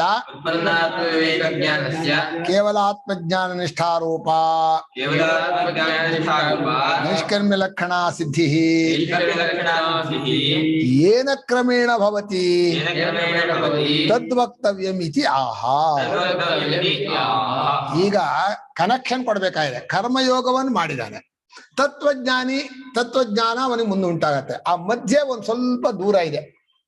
ಆ ಧ್ಯಾನ ಯೋಗ, ಭಕ್ತಿ ಯೋಗ, ಶಮದಮಾದಿಗಳು ಅದೆಲ್ಲ ಇದೆ. ಅದೆಲ್ಲ ಹೇಳದೆ ಹೋದ್ರೆ ಕರ್ಮಯೋಗ ಆಯ್ತು ತತ್ವಜ್ಞಾನ ಆಯ್ತು ಅಂತ ಡೈರೆಕ್ಟ್ ಅಲ್ಲ, ನಡುವೆ ಕ್ಲಾಸ್ಗಳನ್ನು ಹೇಳ್ಬೇಕು. ಅದಕ್ಕೋಸ್ಕರ ಸ್ವಕರ್ಮಾನುಷ್ಠಾನೇನ ಈಶ್ವರಾಭ್ಯರ್ಚನ ರೂಪಿಣ, ತನ್ನ ಕರ್ತವ್ಯವನ್ನ ಈಶ್ವರನ ಪೂಜೆ ಅಂತ ಯಾರು ಬೇಕಾದ್ರೂ ಮಾಡ್ಬೋದು ಪ್ರಪಂಚದಲ್ಲಿ. ಅದಕ್ಕೇನೋ ಇದಿಲ್ಲ. ತಮ್ಮ ತಮ್ಮ ಕರ್ತವ್ಯವನ್ನು ತಿಳ್ಕೊಳ್ಳೋದು ಅವರ ಒಂದು ಸಾಮರ್ಥ್ಯ. ನನ್ನ ಕರ್ತವ್ಯ ಏನು, ಕೌಟುಂಬಿಕ ಕರ್ತವ್ಯವೋ, ವ್ಯಕ್ತಿಗತ ಕರ್ತವ್ಯವೋ, ವರ್ಣಾಶ್ರಮ ಕರ್ತವ್ಯವೋ, ಸಾಮಾಜಿಕ ಏನೋ ಅವನ ಕರ್ತವ್ಯ, ಅದನ್ನು ಈಶ್ವರನ ಪೂಜೆ ಅಂತಲೇ ಮಾಡ್ಬೇಕು. ಆಗ ಒಂದು ಜ್ಞಾನಿಷ್ಠಾ ಯೋಗ್ಯತಾ ಸಿದ್ಧಿ ಬರುತ್ತೆ. ಆದ್ಮೇಲೆ ಅದರಿಂದ ತತ್ವಜ್ಞಾನಕ್ಕೆ ಹೋಗ್ತಾನೆ. ಉತ್ಪನ್ನಾತ್ಮ ವಿವೇಕ ಜ್ಞಾನ, ಆತ್ಮಾನಾತ್ಮ ವಿವೇಕ ಜ್ಞಾನ ಮುಂದೆ ಬರಬೇಕು. ಅದಕ್ಕೆ ಕೇವಲ ಆತ್ಮಜ್ಞಾನ ನಿಷ್ಠಾರೂಪ ನೈಷ್ಕರ್ಮ್ಯ ಲಕ್ಷಣ ಸಿದ್ಧಿ ಏನ ಕ್ರಮೇಣ ಭವತಿ. ಆ ಆತ್ಮಜ್ಞಾನ ವಿಚಾರ ಮಾಡ್ತಾ ಕೇವಲನಾದ ಆತ್ಮಜ್ಞಾನದಲ್ಲೇ ನಿಷ್ಠೆಯಿಂದ ಇರ್ತಾನಲ್ಲ, ಆ ನೈಷ್ಕರ್ಮ್ಯ ಸಮ್ಯಕ್ ದರ್ಶನ ರೂಪವಾದ ನೈಷ್ಕರ್ಮ್ಯ ಸಿದ್ಧಿ ಯಾವ ಕ್ರಮದಿಂದ ಆಗತ್ತೆ, ಅಲ್ಲಿ ಮಧ್ಯೆ ಮಧ್ಯೆ ಬರೋರು ಯಾರ್ಯಾರು ಹೇಳಿ ಅಂತ.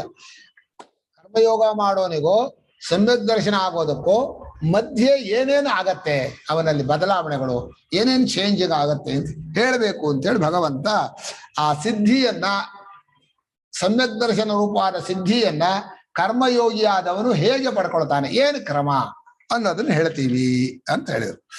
ಇದನ್ನ ಇವತ್ತಿನ ಇನ್ನು 5 ನಿಮಿಷ ಇದೆ, ಶ್ಲೋಕ ಒಂದು ಹೇಳ್ತೀನಿ, ನಾಳೆ ವಿಸ್ತಾರ ಹೇಳ್ತೀನಿ. ಸಿದ್ಧಿಂ ಪ್ರಾಪ್ತೋ ಯಥಾ ಬ್ರಹ್ಮ ತಥಾಪ್ನೋತಿ ನಿಬೋಧ ಮೇ ಸಮಾಸೇನೈವ ಕೌಂತೆಯ ನಿಷ್ಠಾ ಜ್ಞಾನಸ್ಯ ಯಾ ಪರಾ. ಸಿದ್ಧಿಂ ಪ್ರಾಪ್ತೋ ಯಥಾ ಬ್ರಹ್ಮ ತಥಾಪ್ನೋತಿ ನಿಬೋಧ ಮೇ ಸಮಾಸೇನೈವ ಕೌಂತೆಯ ನಿಷ್ಠಾ ಜ್ಞಾನಸ್ಯ ಯಾ ಪರಾ. ಸಿದ್ಧಿಂ ಪ್ರಾಪ್ತಃ ಯಥಾ ಬ್ರಹ್ಮ ತಥಾ ಆಪ್ನೋತಿ ನಿಬೋಧ ಮೇ ಸಮಾಸೇನ ಏವ ಕೌಂತೆಯ ನಿಷ್ಠಾ ಜ್ಞಾನಸ್ಯ ಯಾ ಪರಾ. ಇಲ್ಲಿ ಸಿದ್ಧಿಂ ಪ್ರಾಪ್ತ ಅಂದ್ರೆ ಜ್ಞಾನಿಷ್ಠ ಯೋಗ್ಯತಾ ಸಿದ್ಧಿಂ ಪ್ರಾಪ್ತ. ಜ್ಞಾನನಿಷ್ಠ ಯೋಗ್ಯತೆ ಸಿದ್ಧಿಯನ್ನು ಪಡ್ಕೊಂಡ ಯಾವುದರಿಂದ? ಕರ್ಮಯೋಗದಿಂದ. ಕರ್ಮಯೋಗವನ್ನ ಮಾಡಿ ಮಾಡಿ ಮಾಡಿ ಭಗವಂತನ ಭಕ್ತಿಯನ್ನು ಚೆನ್ನಾಗಿ ಬೆಳೆಸ್ಕೊಂಡು ಜ್ಞಾನ ನಿಷ್ಠೆಯಲ್ಲಿ ಇರುವಂತಹ ಒಂದು ಜ್ಞಾನದಲ್ಲೇ ತತ್ಪರನಾಗಿರೋದಕ್ಕೆ ಟೈಮ್ ಕೊಡೋದಕ್ಕೆ ಸಿದ್ಧಿ ಆಗಿದೆ ನಮ್ಮ ಮನಸ್ಸಲ್ಲಿ. ನಾವೇ ನಮ್ಮನ್ನು ಪರೀಕ್ಷೆ ಮಾಡ್ಕೊಂಡ್ವಿ, ಹೌದು ನನ್ನ ಮನಸ್ಸಿನಲ್ಲಿ ಬೆಳಗ್ಗೆಯಿಂದ ರಾತ್ರಿವರೆಗೂ ತತ್ವ ವಿಚಾರದಲ್ಲಿದ್ರು ಕೂಡ ಬೇಜಾರಾಗೋದಿಲ್ಲ, ರುಚಿಯಾಗತ್ತೆ, ಬಹಳ ಇಷ್ಟವಾಗತ್ತೆ ಅಂತಿದ್ರೆ ಆಗ ಜ್ಞಾನನಿಷ್ಠಾ ಯೋಗ್ಯತೆ ಬಂತು. ಜ್ಞಾನನಿಷ್ಠೆ ಬಂತು ಅಂತ ಹೇಳ್ತಾ ಇಲ್ಲ, ಜ್ಞಾನನಿಷ್ಠೆಯ ಯೋಗ್ಯತೆ ಬಂದಿದೆ ಅಂತ ಹೇಳಿ ಆಮೇಲೆ ಆ ಯೋಗ್ಯತೆ ಬಂದ್ಮೇಲೆ ಪರಮಾತ್ಮನೇ ತನ್ನ ಆತ್ಮ ಅಂತ ಹೇಗೆ ತಿಳ್ಕೋತಾನೆ, ಅದು ಜ್ಞಾನದ ನಿಷ್ಠೆಯಲ್ಲಿ ಕೊನೆಯದು ಯಾವುದು, ಪರಾಜ್ಞಾನ ನಿಷ್ಠ ಯಾವುದು ಅಂತ. ಜ್ಞಾನದ ನಿಷ್ಠೆ ಅನ್ನೋದು ಜ್ಞಾನೋತ್ತರ ನಿಷ್ಠೆ, ಜ್ಞಾನಕ್ಕಾಗಿ ನಿಷ್ಠೆ, ಎರಡರ್ಥವೂ ಇದೆ. ಜ್ಞಾನವಾದ ಮೇಲೆ ಅದೇ ಸ್ವರೂಪದಲ್ಲಿ ಮುಳುಗಿರೋದು ಜ್ಞಾನ ನಿಷ್ಠೆ. ಯಾವ ಸ್ವರೂಪ? ಪರಮಾತ್ಮನೇ ನಮ್ಮ ಆತ್ಮ ಅನ್ನೋ ಸ್ವರೂಪದಲ್ಲಿರೋದು ಜ್ಞಾನದಲ್ಲೇ ಮುಳುಗೋ ಜ್ಞಾನ ನಿಷ್ಠೆ. ಜ್ಞಾನಕ್ಕೋಸ್ಕರ ಫುಲ್ ಟೈಮ್ ಕೊಡೋದಿದೆಯಲ್ಲ ವಿಚಾರ ಮಾಡ್ತಾ, ಅದು ಜ್ಞಾನ ನಿಷ್ಠೆನೆ. ಇಲ್ಲಿ ಪ್ರಯತ್ನ ಮಾಡಬೇಕಾದ್ದು ಜ್ಞಾನಕ್ಕೋಸ್ಕರ ಇರುವ ನಿಷ್ಠೆ, ಅದು ಮಾಡ್ತಾ ಮಾಡ್ತಾ ಮಾಡ್ತಾ ತಾನಾಗಿ ಆಗ್ಬಿಡುತ್ತೆ ಜ್ಞಾನ. ಹಾಗೆ ಶ್ರವಣ ಮನನ ನಿಧ್ಯಾಸನಗಳು ಪ್ರಯತ್ನ ಪೂರ್ವಕವಾದ ಜ್ಞಾನ ನಿಷ್ಠೆ. ಗುರುಗಳ ಹತ್ರ ಹೋಗಿ ಅವರೊಂದು ವಿಚಾರ ಕೇಳಿ ಅದನ್ನೇ ಮನನ ಮಾಡಿ ಅದಕ್ಕೋಸ್ಕರ ಅಲ್ಲೇ ವಿವೇಕವನ್ನು ಮಾಡಿಕೊಂಡು ಅಲ್ಲೇ ಗುರಿಗಟ್ಟಿ ಇದ್ದು ಅದು ಜ್ಞಾನ ನಿಷ್ಠೆ. ಅಂದ್ರೆ ಫುಲ್ ಟೈಮ್ ಅದಕ್ಕೋಸ್ಕರ ಕೊಡೋದು. ನಾನು ಎಷ್ಟು ವರ್ಷ ಅಂತ ಹೇಳಲ್ಲ, ನಮ್ಮಲ್ಲಿ ಶಂಕರಾಚಾರ್ಯ ಹೇಳ್ತಾರೆ, ಭತ್ತ ಅಕ್ಕಿ ಹಾಕೋದು ಎಷ್ಟು ಸಲ ಕುಟ್ಟಬೇಕು ಅಂದ್ರು. ಸ್ವಾಮಿ ಅಕ್ಕಿ ಹಾಕೋ ಕಾಣೋ ತನಕ ಅಂದ್ರು ಅವರು. ಶ್ರವಣ ಮನನ ಎಷ್ಟು ದಿವಸ ಮಾಡ್ಬೇಕು ನೀವು ವೇದಾಂತ ವಿಚಾರ ಅಂದ್ರೆ ಅನುಭವ ಗೊತ್ತಾಗೋ ತನಕ ಅಷ್ಟೇ ಹೇಳ್ಬೇಕೆ ಹೊರತು ಒಬ್ರಿಗೆ ಬೇಗ ಆಗ್ಬೋದು, ಒಬ್ರಿಗೆ ನಿಧಾನ ಆಗ್ಬಹುದು.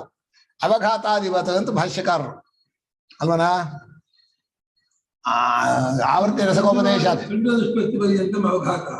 ಆವೃತ್ತಿ ರಸದ ಉಪದೇಶಾತ್ ಬಹಳ ಚೆನ್ನಾಗಿದೆ ಭಾಷ್ಯಕಾರರ ಭಾಷೆ. ಈಗ ಅಂಥ ಜ್ಞಾನಕ್ಕೋಸ್ಕರ ಇರುವ ನಿಷ್ಠೆ ನಮ್ಮಲ್ಲಿ ಬಂದಿಲ್ಲ ಅಂದ್ರೆ ಹಿಂದಿನ ಕ್ಲಾಸು ಯಾವುದೋ ಕರ್ಮಯೋಗ, ಅದೂ ಬಂದಿಲ್ಲ ಅಂದ್ರೆ ಕೇವಲ ಕರ್ಮ, ಇನ್ನು ಅದೂ ಬಂದಿಲ್ಲ ಅಂದ್ರೆ ಅವ್ರಿಗೆ ಕ್ಲಾಸ್ ಇಲ್ಲ. ಕಷ್ಟ. ಪುಣ್ಯ ಕರ್ಮ LKG ಅಥವಾ ಇಲ್ಲದ್ರೆ ಪ್ರಮೋಷನ್. ಪುಣ್ಯ ಕರ್ಮ ಮಾಡಿ ಪಾಪ ಮಾಡಬೇಡಿ, ಕೆಟ್ಟ ನಡತೆ ಬಿಡಿ ಅಂತ ಹೇಳ್ತೀವಿ. ಕೆಟ್ಟ ನಡತೆ ಬಿಡದೇ ಇದ್ದವರಿಗೆ ಯಾವ್ದು ಕ್ಲಾಸ್ ಅಂತ ಕೇಳಿದ್ರೆ ಏನ್ ಹೇಳೋಣ? ಸುಳ್ಳು ಹೇಳ್ತಾನೆ, ಹಿಂಸೆ ಮಾಡ್ತಾನೆ, ಎಲ್ಲ ಮಾಡ್ತಾನೆ ಅಂತಂದ್ರೆ ಅವ್ರಿಗೆ ಕ್ಲಾಸ್ ಇಲ್ಲ. ಅವರಿಗೆಲ್ಲ ಕ್ಲಾಸ್ ಮರ ಗಿಡಗಳ ಜೊತೆ ಕ್ಲಾಸ್. ಏನ ಸತ್ಸಂಗ ಮಾಡಿದ್ದು ಸತ್ಸಂಗ ಕರೆಸ್ಕೋತಾರ, ಅವ್ರನ್ನ ಓಡಿಸ್ತಾರ. ಎಲ್ಲಾ ಕಡೆಯಲ್ಲೂ ಅದನ್ನು ಬಿಟ್ಟಿದೀನಿ ಸಂಕಲ್ಪ ಮಾಡಿದ ಮೇಲೆ ಸತ್ಸಂಗ, ಅದನ್ನು ಜೊತೆಲಿ ಇಟ್ಕೊಂಡು ಸುಳ್ಳು ಹೇಳ್ತಾ ಸತ್ಸಂಗ ಮಾಡೋದು, ಕಳತನ ಮಾಡಿ ಅಂತ ಮಾತು ನೀವು ಅದು ಸರಿ ಪರಮಹಂಸರು ಬಿಡಿಸಿದ್ರು, ಅದು ಕಥೆ ಅಲ್ಲ. ಅದು ಈ ಕದ್ದು ಬಿಡ್ತಾರೆ, ಇಲ್ಲಿ ಬಂದು ಆಶ್ರಮದಲ್ಲಿ ಎಲ್ಲ ಇರೋದೆಲ್ಲ ಹೊತ್ಕೊಂಡು ಹೋಗ್ತಾರೆ. ನೀವೇ ಮಾಡಿಸ್ತೀರಿ, ಎದ್ದು ಹೋಗಲಿಂದ ಅಂತೀರಿ. ಸ್ವಲ್ಪ ಏನ ದುರಾಚಾರ ದುಷ್ಟ ಸಂಘದವ್ರನ್ನ ಇಟ್ಕೊಳಕ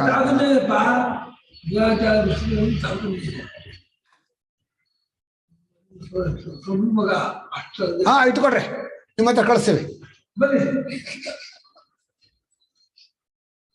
ಆಗಲ್ಲ ಕಣ್ರಿ, ತಿದ್ದೋ ಸಾಧ್ಯವೇ ಇಲ್ಲ. ನಮ್ಮ ಮಕ್ಕಳನ್ನೇ ತಿದ್ದೋಕ್ಕಾಗಲ್ಲ, ಬೇರೆಯವರ ಆಶ್ರಮದವ್ರು ಬೇಡವೋ ಬೇಡ. ಅಯ್ಯೋ, ಮನುಷ್ಯನಿಗೆ ಅತ್ಯಂತ ದುಃಖದಾಯಕವಾದ ದುರ್ವ್ಯಸನ, ದುರಾಚಾರ, ದುಷ್ಟ ಸಂಘ. ಅದಕ್ಕಿಂತ ಕೆಟ್ಟದಿಲ್ಲ. ಎಷ್ಟು ವಿದ್ಯಾವಂತನೇ ಇರ್ಬೋದು, ಎಷ್ಟೇ ಐಶ್ವರ್ಯ ಇರ್ಬೋದು, ಏನೇ ಆರೋಗ್ಯ ಇರ್ಬೋದು, ಈ ದುರ್ವ್ಯಸನ ಬಂತು ಅಂದ್ರೆ ಸರ್ವನಾಶ. ಆ ಕುಟುಂಬವೂ ನಾಶ, ಅವನೂ ನಾಶ, ಅಕ್ಕಪಕ್ಕದ ಸಮಾಜವೂ ನಾಶ. ಅಯ್ಯೋ, ಬೆಂಕಿ ಅದು. ಅವ್ರನ್ನ ಬಿಡ್ರಿ, ಅವ್ರಿಗೆ ಕ್ಲಾಸ್ ಇಲ್ಲ. ಅದಕ್ಕೆ ಆಸುರಿ ಸಂಪತ್ತನ್ನು ಬಿಡದೆ ಹೋದ್ರೆ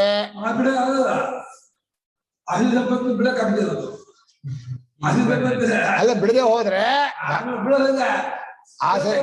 ಆಸುರಿ ಮ್ಯೋನಿ ಮಾಪನ್ನ ಮೂಢ ಜನ್ಮನಿ ಭಗವಂತ ಹೇಳಿದ ಮತ್ತೆ ಮತ್ತೆ ಮತ್ತೆ ಮತ್ತೆ ಅದೇ ಜನ್ಮ, ಹಾಗೆ ಹುಟ್ಟೋದು. ಮಾಂ ಅಪ್ರಾಪ್ಯೈವ ಕೌಂತೇಯ, 9ನೇ ಅಧ್ಯಾಯ. ಅಪ್ರಾಪ್ಯ ಮಾಂ, ಅಪ್ರಾಪ್ಯ ಅಂದ್ರೆ ಮತ್ಪ್ರಾಪ್ತಿಯೋ ಅಪ್ರಾಪ್ಯ, ಹಾಗೆ ಹೇಳ್ಬೇಕು. ನನ್ನನ್ನು ಪಡೆಯೇ ಅಲ್ಲ, ಪರಮಾತ್ಮನನ್ನು ಪಡೆಯೋಕ್ ಸಾಧನವಾದ ಭಕ್ತಿ ಮಾರ್ಗವನ್ನೂ ಅವನಿಗೆ ಸಿಗೋದಿಲ್ಲ. ಭಗವದ್ ಭಕ್ತಿಯೇ ಅವ್ರ ಮನಸ್ಸಲ್ಲಿ ಮಿಂಚೋದಿಲ್ಲ, ಆದ್ರೆ ಆಗಲ್ಲ ಅವರಿಗೆ. ಹೀಗೆ ನಿಷ್ಠಾ ಜ್ಞಾನಸ್ಯ ಯಾ ಪರ ಅಂತ ಹೇಳಿ ಆ ಪರಮಾತ್ಮನಲ್ಲೇ ತಾತ್ಪರ್ಯವಾಗಿ ಇರೋದು, ಆ ಪರಮಾತ್ಮನನ್ನ ಅನುಭವಕ್ಕೆ ತಗೊಂಡು ಅದರಲ್ಲೇ ಆನಂದ ಪಡೋದು. ತದ್ಬುದ್ಧಯಸ್ತದಾತ್ಮಾನಸ್ತನ್ನಿಷ್ಠಾ ತತ್ಪರಾಯಣ ಮಚ್ಚಿತ್ತ ಮದ್ಗತ ಪ್ರಾಣ ಬೋಧಯಂತ ಪರಸ್ಪರಂ ಕಥಯಂತಶ್ಚ ಮಾಂ ನಿತ್ಯಂ ತುಷ್ಯಂತಿ ಚ ರಮಂತಿ ಚ. ಓಂ ನಾರಾಯಣ ಪರೋ